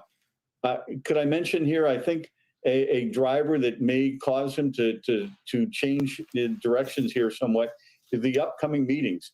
I don't think he's going to want to have this war going on with King Charles in the U.S. And he already delayed the meeting with the Chinese leader once. He's not going to want to do that again. So I think that this is an expression of outrage and a strong push to the allies with a view toward going toward the exits. And we saw this in Donald Trump's negotiations with the Taliban. When he decided he wanted to leave, that was it. He was leaving. David, if that is the case and the US just pulls out and leaves everything in a state of flux as it is at this point in time, how dangerous is that?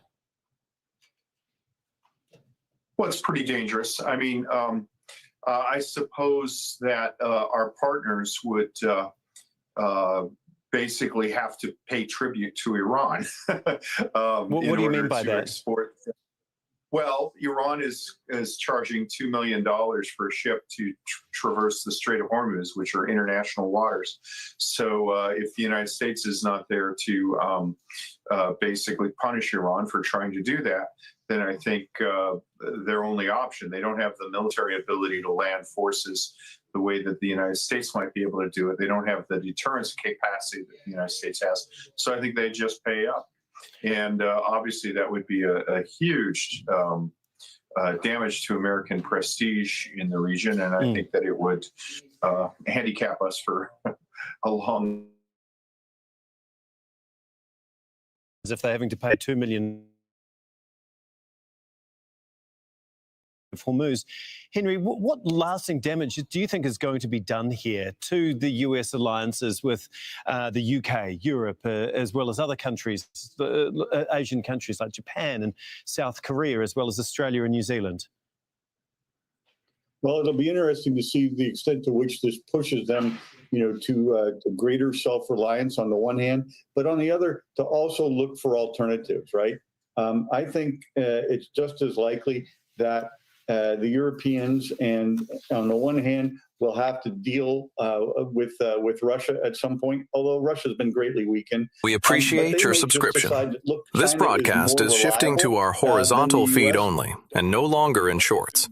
You can still watch on your phones anywhere in the world, but tap the notification bell now. Otherwise, you might miss us when we go live with The Truth. Become a channel member today to receive a gift from Morning Mic Drop on Truth Talks Live. Tap in for real news where your voice matters. Catch our morning news updates every day at 6 a.m. to 12 noon on Truth Talks. But recalculation is possible. Where does this leave Iran's new leaders, David? Does this leave them in a stronger position than they were before the speech? Basically, Donald Trump saying we're going to try and hit you as hard as we can over the next few weeks, which he's been doing for the last month anyway. And if we can't get a deal, then we're going to walk away. Well, my own theory is that when you have an authoritarian state and you pressure it, the hardliners get a bigger piece of a shrinking pie. And I think that basically what we have are more hardliners in power. I think that it is a fair criticism to say that some of the people who've been killed are the natural people we would be negotiating with. But there is a sunny side here. There's been a decades-long argument in U.S. foreign policy over whether there actually is such a thing as an empowered moderate in Iran, or whether these are just Yankee wranglers, people designed to distract us while all the real power is with the Revolutionary Guard anyhow. So, only Nixon could go to China. And if you want to have a lasting deal with Iran, and President Trump's autobiography was not entitled The Art of Coercive Military Power to Produce an Optimal Result. It was the art of the deal. If you want to have a lasting deal, you got to make it with somebody who can keep the deal. And it probably is not all these people who come here and say, oh, yes, I have a doctorate degree in a German philosophy from the university in Scotland. It's the Revolutionary Guard. So maybe we are closer to a deal. Henry, obviously in the lead up to this speech, everyone had been really hanging on. There was a lot of anticipation about what he could say or do. Like you say, not much has changed since he spoke. So what are we going to be looking for over the next couple of weeks? I'm inclined to say more of the same until President Trump just decides that that's enough, that he's now far enough down the slope of diminishing returns so that he's willing to just stop. I think that is the most likely outcome at this point. There can always be a black swan, right? Something really awful could happen in the Gulf.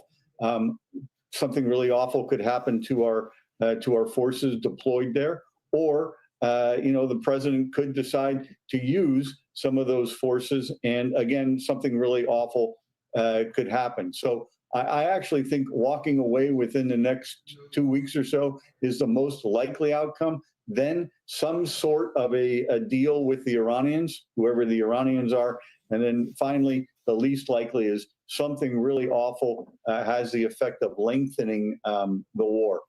Okay, David, if I can just bring you in for one final question. Obviously, all of the Gulf states have been directly impacted since the beginning of this war, with Iranian missiles and drones being targeted right across the Gulf states.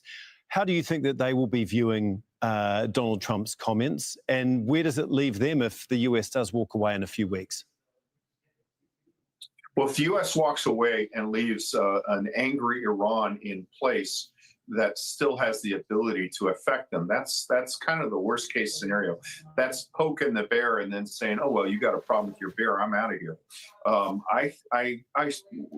In my times talking with Gulf leaders since the start of the war, I observed a discrete shift in opinion. Originally, it was, "You guys have started this war, and it's bleeding over into us," but as the Iranian attacks on Gulf civilian infrastructure continued and expanded, I think that people were like, "Oh my gosh, you're right. Iran really is a regional threat that can't be placated." And I think that they expect the United States and Israel to really eliminate Iran as a threat. And since they said they were going to do that, if they don't do that, there's a real problem there. It leaves them with an angry, big country close by that still has the ability to reach out and touch them. Thank you so much, David, as well as Henry. We really do appreciate your time and your insight here as you've talked through all of the ramifications of Donald Trump's address to the nation. Well, just after Donald Trump's address to the nation, stocks fell and the price of oil went up. The US president did not provide clarity on when the war in Iran would end, which some market analysts said made investors more defensive. Let's go straight to Patrick Falk. He joins us from Singapore now. And Patrick, you're watching the market reaction there for us. Can you just give us a bit of an update on how things are looking right now? Yeah, well, not good is the answer. Asian markets had been set to advance prior to President Trump's most recent comments. The remarks really took the wind out of any optimism about any possible resolution to the crisis. MSCI's broadest share index of Asia Pacific shares fell by about 0.75% in early trade after President Trump talks about the possibility of blowing Iran back to the Stone Ages. Prior to that, Iran had taken the unusual step of reaching out to the US directly, issuing a letter saying to Americans that Iran had no enmity with the US and that it was acting in self-defense. That provided Washington with an off-ramp, which had helped lifted Wall Street stocks overnight. Instead, we're seeing investors take risk back off the table now. A lot of uncertainty returning to markets, and notably energy prices, as you mentioned, are rising once again. Brent crude currently trading at around $104 a barrel after previously dipping below the psychologically a significant level of $100 a barrel. So once again, we're seeing a lot of uncertainty. I think it's important to note also, though, that from what we've seen over the last couple of days, particularly with that record rise that we saw in Asian markets for the year yesterday, that if there is any resolution to the crisis, we are going to see markets bounce back very quickly indeed. And Patrick, obviously governments across Asia have been forced to respond to price hikes and fuel prices with different policies to try and help ease the burden on people. Can you just talk us through some of the latest changes that they've been forced to make? Yeah, well, I think, we're talking about South Korea specifically and some significant changes there. South Korea has implemented its energy disruption alert to the second highest level. That gives the government broad powers to manage the situation and to control supply and demand, and also to try and find alternative sources of energy. We're told that possibly that might mean some sort of swap arrangement between the government and the private sector to ensure supply. Japan and South Korea, notably, as we know, have got significant stockpiles, but reports say South Korea is now seeing physical disruption to its energy supply. The last shipment of oil was on March 20th, and there's no clear indication of when the next tankers are going to be able to arrive. So that is a big concern for the South Korean government. Another particular concern is about supply of naphtha. That's a light oil product that's crucial for South Korea's petrochemical industry, and it feeds into things like plastics and packaging, the auto sector, and electronics as well. And it could have a knock-on effect to the entire manufacturing supply chain. So South Korea is urgently trying to resolve that situation. Reports are saying that it will possibly source naphtha from Russia, and as we know, that is a product that currently it's supplied via the Middle East. It sources 70% of naphtha from the Middle East right now. Yeah, the consequences, the repercussions continue to spread. Thanks so much, Patrick. Patrick Fock for us in Singapore. Let's take a look at some of other world news happening right now. NASA's Artemis 2 mission is on its way to the moon, carrying humans back there for the first time in 53 years. 4, 3, 2, 1. Booster ignition. American astronauts Christina Koch, Greed Wiseman, Victor Glover, and Canadian astronaut Jeremy Hansen will spend 10 days in deep space flying around the moon, but not touching down. That is planned for a future mission. Colin Baker has more on the crew's journey. On its way to the farthest reaches, the Artemis space program has sent 4 astronauts on a loop around the moon. It marks an important step. It's a program that began during Donald Trump's first administration. For the first time since 1970. And it will be the first crewed mission to the moon in more than 50 years. Over 10 days, its crew will study their own health in the harsh weightlessness of space and photograph the moon from a few hundred kilometers away. The mission aims to prove the journey can be practical for humans and eventually can land people on the moon again, a goal China is also pursuing. Artemis is a U.S. project with international support. Europe, Japan, the United Arab Emirates are all involved. Canada built a robotic arm and gave it an astronaut. The moon holds few guaranteed resources or security advantages. It is a possible source for a fuel that could drive future nuclear power, but it could be a stepping stone to explore the solar system. The moon has always been a distant prize. The Soviet Union took the first photo of it from space in 1959. And then in the late 1960s, the United States and the Soviet Union raced to land their robots and put their satellites into its orbit. But all of that was just the beginning. Over 4 wild years, 12 humans bounced and drove across its surface. And then the moon was quiet for decades, until the early 2000s, when a new space race kicked off. Major powers sent more probes. China landed 6 and sent pieces of the moon back to Earth. And now private companies are getting there too. 70 years of lunar exploration, roughly divided into 2 chapters. The U.S. space agency NASA has had a tumultuous year. The White House Budget Office proposed major cuts, but the Congress voted to maintain funding. Staff departures have been high. Commercial and international. In March, Administrator Jared Isaacman promised to build a U.S. moon base within the next 7 years for $20 billion.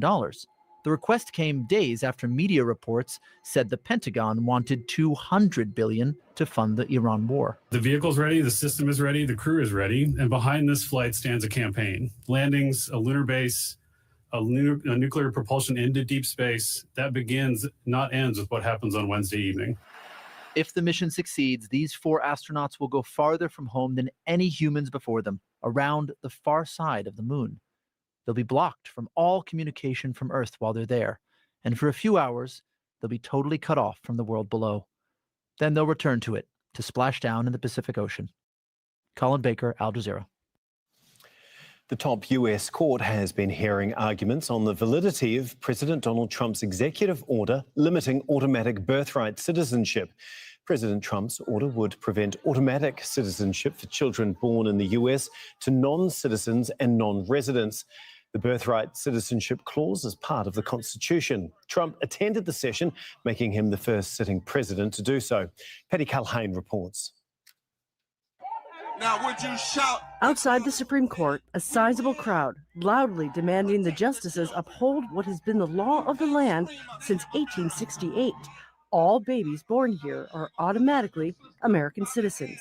Inside the court, a first for the country, U.S. President Donald Trump, the first sitting president to be in the room while the justices were hearing arguments over his executive order to end birthright citizenship for the children of migrants in the country without documentation or people visiting. Unrestricted birthright citizenship contradicts the practice of the overwhelming majority of modern nations. It demeans the priceless and profound gift of American citizenship. It operates as a powerful pull factor for illegal immigration and rewards illegal aliens who not only violate the immigration laws, but also jump in front of those who follow the rules. After court, the president took to social media, posting, "We are the only country in the world stupid enough to allow birthright citizenship." That is actually not true. This map shows more than 30 other countries with birthright citizenship, including Mexico, Canada, Brazil, and Pakistan. After the hearing, the lawyers suing to keep universal birthright citizenship expressed optimism. I am confident that the court is going to turn back this president's effort to radically rewrite our 14th Amendment rule of birthright citizenship. Protesters will likely be back when the court announces that it's made a decision, but that's not going to happen very soon, at earliest likely in June. Patty Calhoun, Al Jazeera at the Supreme Court. Well, you're watching Al Jazeera's extensive coverage of the conflict between the US, Israel and Iran. The latest developments this hour, US President Donald Trump says the US has nearly completed its core objectives in its war on Iran, but he warned of more intense bombing over the next 2 to 3 weeks. Speaking in an address from the White House, Trump repeated his call for other countries to, quote, take the oil they need from the Strait of Hormuz. Earlier, Iran's president issued an open letter to Americans, urging them to look beyond manufactured narratives on the war in Iran. Masoud Pezeshkian says his country bears no hostility toward people in the US, Europe, and neighboring countries. Well, Hezbollah says it has targeted several groups of Israeli soldiers in southern Lebanon. There have been no immediate reports of casualties. It comes as the military expands its occupation of the south. Sirens have also sounded in central Israel in response to incoming Hezbollah missiles. Heidi Pett has more from Beirut. It has been reasonably quiet in the Lebanese capital this evening. We've got sort of used to, in a strange way, the sound of Israeli jets flying low and loud. They have mostly left the capital alone this evening, but there have been ongoing airstrikes across southern Lebanon, as that is the focus of this escalating Israeli ground invasion that has been ongoing for a number of days and, in fact, weeks now. And we saw the death toll here in Lebanon increasing once again today to 1,318 people killed, 125 of them children, and the number of wounded in this 4 weeks of war is now approaching 4,000. Now, the toll today includes one entire family in the district of Nabatea that was killed in an airstrike to man, his wife, and their 2 daughters. As you're saying, Hezbollah continues to claim operations against Israel. They're saying that they're targeting Israeli troops operating on the ground here inside Lebanon. The fight appears to be continuing and focused on a town called Antara, where Hezbollah has been targeting Israeli troops with rockets. They're also claiming artillery and drone attacks. And of course, they are continuing to launch barrages of rockets and drones into northern Israel. They say they're targeting Israeli troops, bases, and barracks across the border.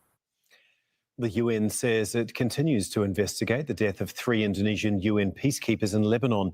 The incident comes as Israel expands its ground invasion deeper into the south of the country. The World Health Organization says 51 Lebanese health workers have been killed since the 2nd of March. Al Jazeera's Gabriela Elizondo pressed the UN spokesperson for when an investigation might be completed. Given the serious nature of this, we appreciate your subscription. This broadcast is shifting to our horizontal feed only and no longer in shorts. You can still watch on your phones anywhere in the world, but tap the notification bell now Otherwise, you might miss us when we go live with the truth. The right people. Thank you to all our super fans for your Cash App and Super Chat support. We salute you. They need to deconflict. We do Become a channel member today to receive a gift from Morning Mic Drop on Truth Talks Live. Tap in for real news where your voice matters. And the expectation by the Secretary General is that the investigation will determine not only what killed them, but who killed them? In as much as possible. I mean, I can't prejudge not only the timeline, but what they will find. They may not be able to conclude. President Trump says he's strongly considering withdrawing the United States from NATO. His comments expose a widening rift in the transatlantic alliance over the Iran war. NATO chief Mark Rutte is due to visit the White House next week for what the Western military alliance says is a long-planned visit. Our correspondent Rory Challens reports from London. That Donald Trump has been souring on NATO recently is no secret. They don't want to help us defend the strait, and they're the ones that need it. We're very disappointed with NATO because NATO has done absolutely nothing. I think a tremendous mistake was when NATO just wasn't there. They just weren't there.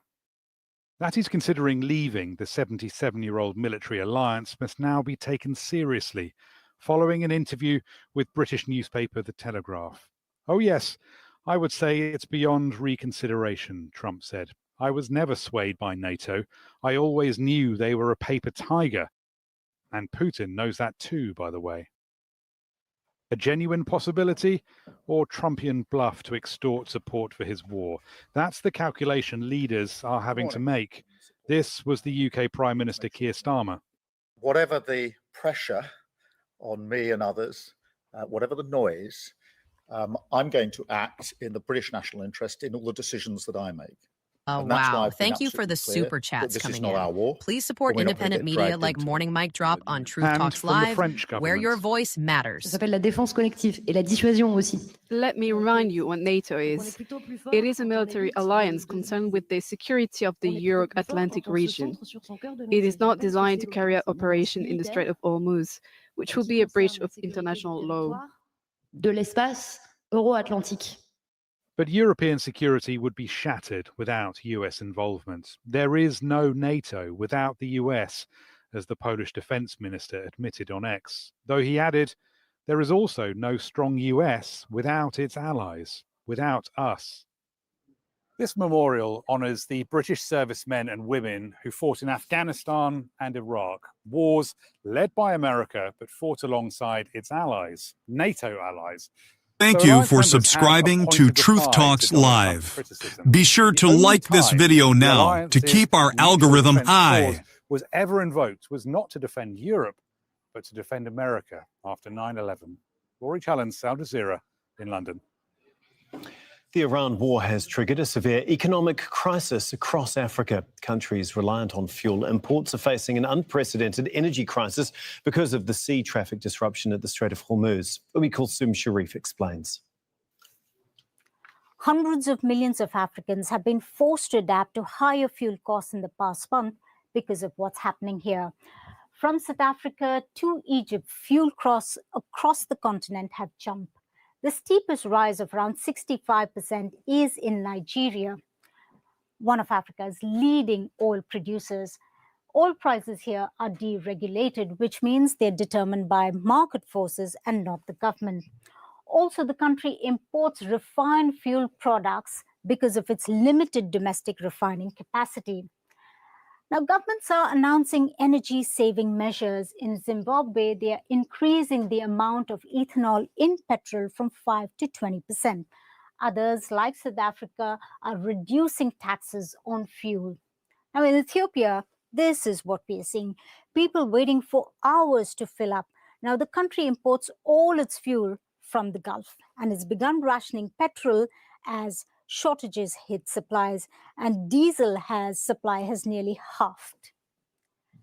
The island nation of Mauritius, again highly dependent on oil imports, is low on supply.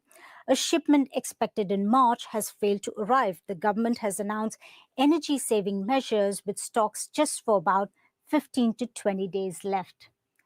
Now, the access to fertilizer essential in food production has also been badly affected.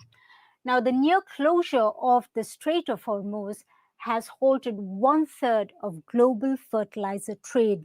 Now, it's pushing up prices and it's threatening agriculture. We appreciate your subscription. This broadcast is shifting to our horizontal feed only and no longer in shorts. You can still watch on your phones anywhere in the world, but tap the notification bell now. Otherwise, you might miss us when we go live with the truth. Become a channel member today to receive a gift from Morning Mic Drop on Truth Talks Live. Tap in for real news where your voice matters. Days, if not weeks, to that travel time. Thank you to all our super fans for your Cash App and Super Chat support. We salute you. Companies that officially start refilling their depots on the 1st of April are reluctant to buy with gas prices skyrocketing since the Iran war began last month. The European Commission is urging citizens to save energy. Step Varsen has the story from the Netherlands. I'm here at one of Europe's largest gas storages near Amsterdam. Here, gas is stored underground for winter time. But this facility here is only about 12% full. Companies usually start filling these storages at the start of April. But now buyers are reluctant due to high prices. And with the weather not getting any warmer, these storages are getting emptier every day. Europe imports around 85% of its natural gas. The European Union made gas storage mandatory after 2022, when Russia's war with Ukraine triggered shortages. But the rule that all EU countries should fill their gas storage depots by 90% by November 1st was relaxed last year after it drove up gas prices. The result is that at the end of March, gas storage facilities across the EU are now only around 28% full, compared to 33% this time last year, and 58% the year before. In Germany, storages are now only 22% full compared to 29% in 2025. And in the Netherlands, they are extremely low at only 5%. Still, the key message in Europe is not to panic. The EU hopes that these underground storages supplying 1/3 of gas consumption in winter will still be filled. And if not, governments will have to dig deep into their pockets to buy expensive gas, a price consumers will face in their energy bills. We say remain cool-headed, let the market do its work, but make sure to look at emergency scenarios. We therefore recommend the government to look into the option of using so-called cushion gas needed to keep the pressure inside these storages as a last resort in case of an emergency. Brussels warns Europe could soon face a severe energy crisis and is calling on EU citizens to save energy. But so far, countries like the Netherlands have not followed this advice. If gas storage capacity isn't increased soon, Europe could face shortages, especially if the war between the United States, Israel and Iran lasts longer and gas supplies remain low. Step Varsen, Al Jazeera, Bergenmeer, the Netherlands. Time to see how the war in Iran is impacting the financial markets. From London, here's Milena Veselinovic. Hello and welcome to Al Jazeera studio in London. Our roundup would look at how the Iran conflict will ultimately affect the cost of borrowing. Now, while the Iran war continues to cloud economic We're incredibly grateful for every single one of our subscribers. Whether you just discovered at Truth Talks Live or you've been a day one truth teller, we see you and we're proud to show up for you every day. But here's the reality. Independent media is under attack. We're committed to bringing you real voices, real perspectives, and a truly multicultural lens on world news. And that mission comes at a cost. Over 300,000 viewers tune in daily. And now, we're asking you to take the next step with us. If every viewer gave just $1 through Cash App, Zelle, or PayPal, it would keep our engine running strong and allow us to continue delivering facts, not fiction. So here's the challenge. Support what you believe in. Tap the Cash App symbol or become a paid member today. And from all of us, thank you.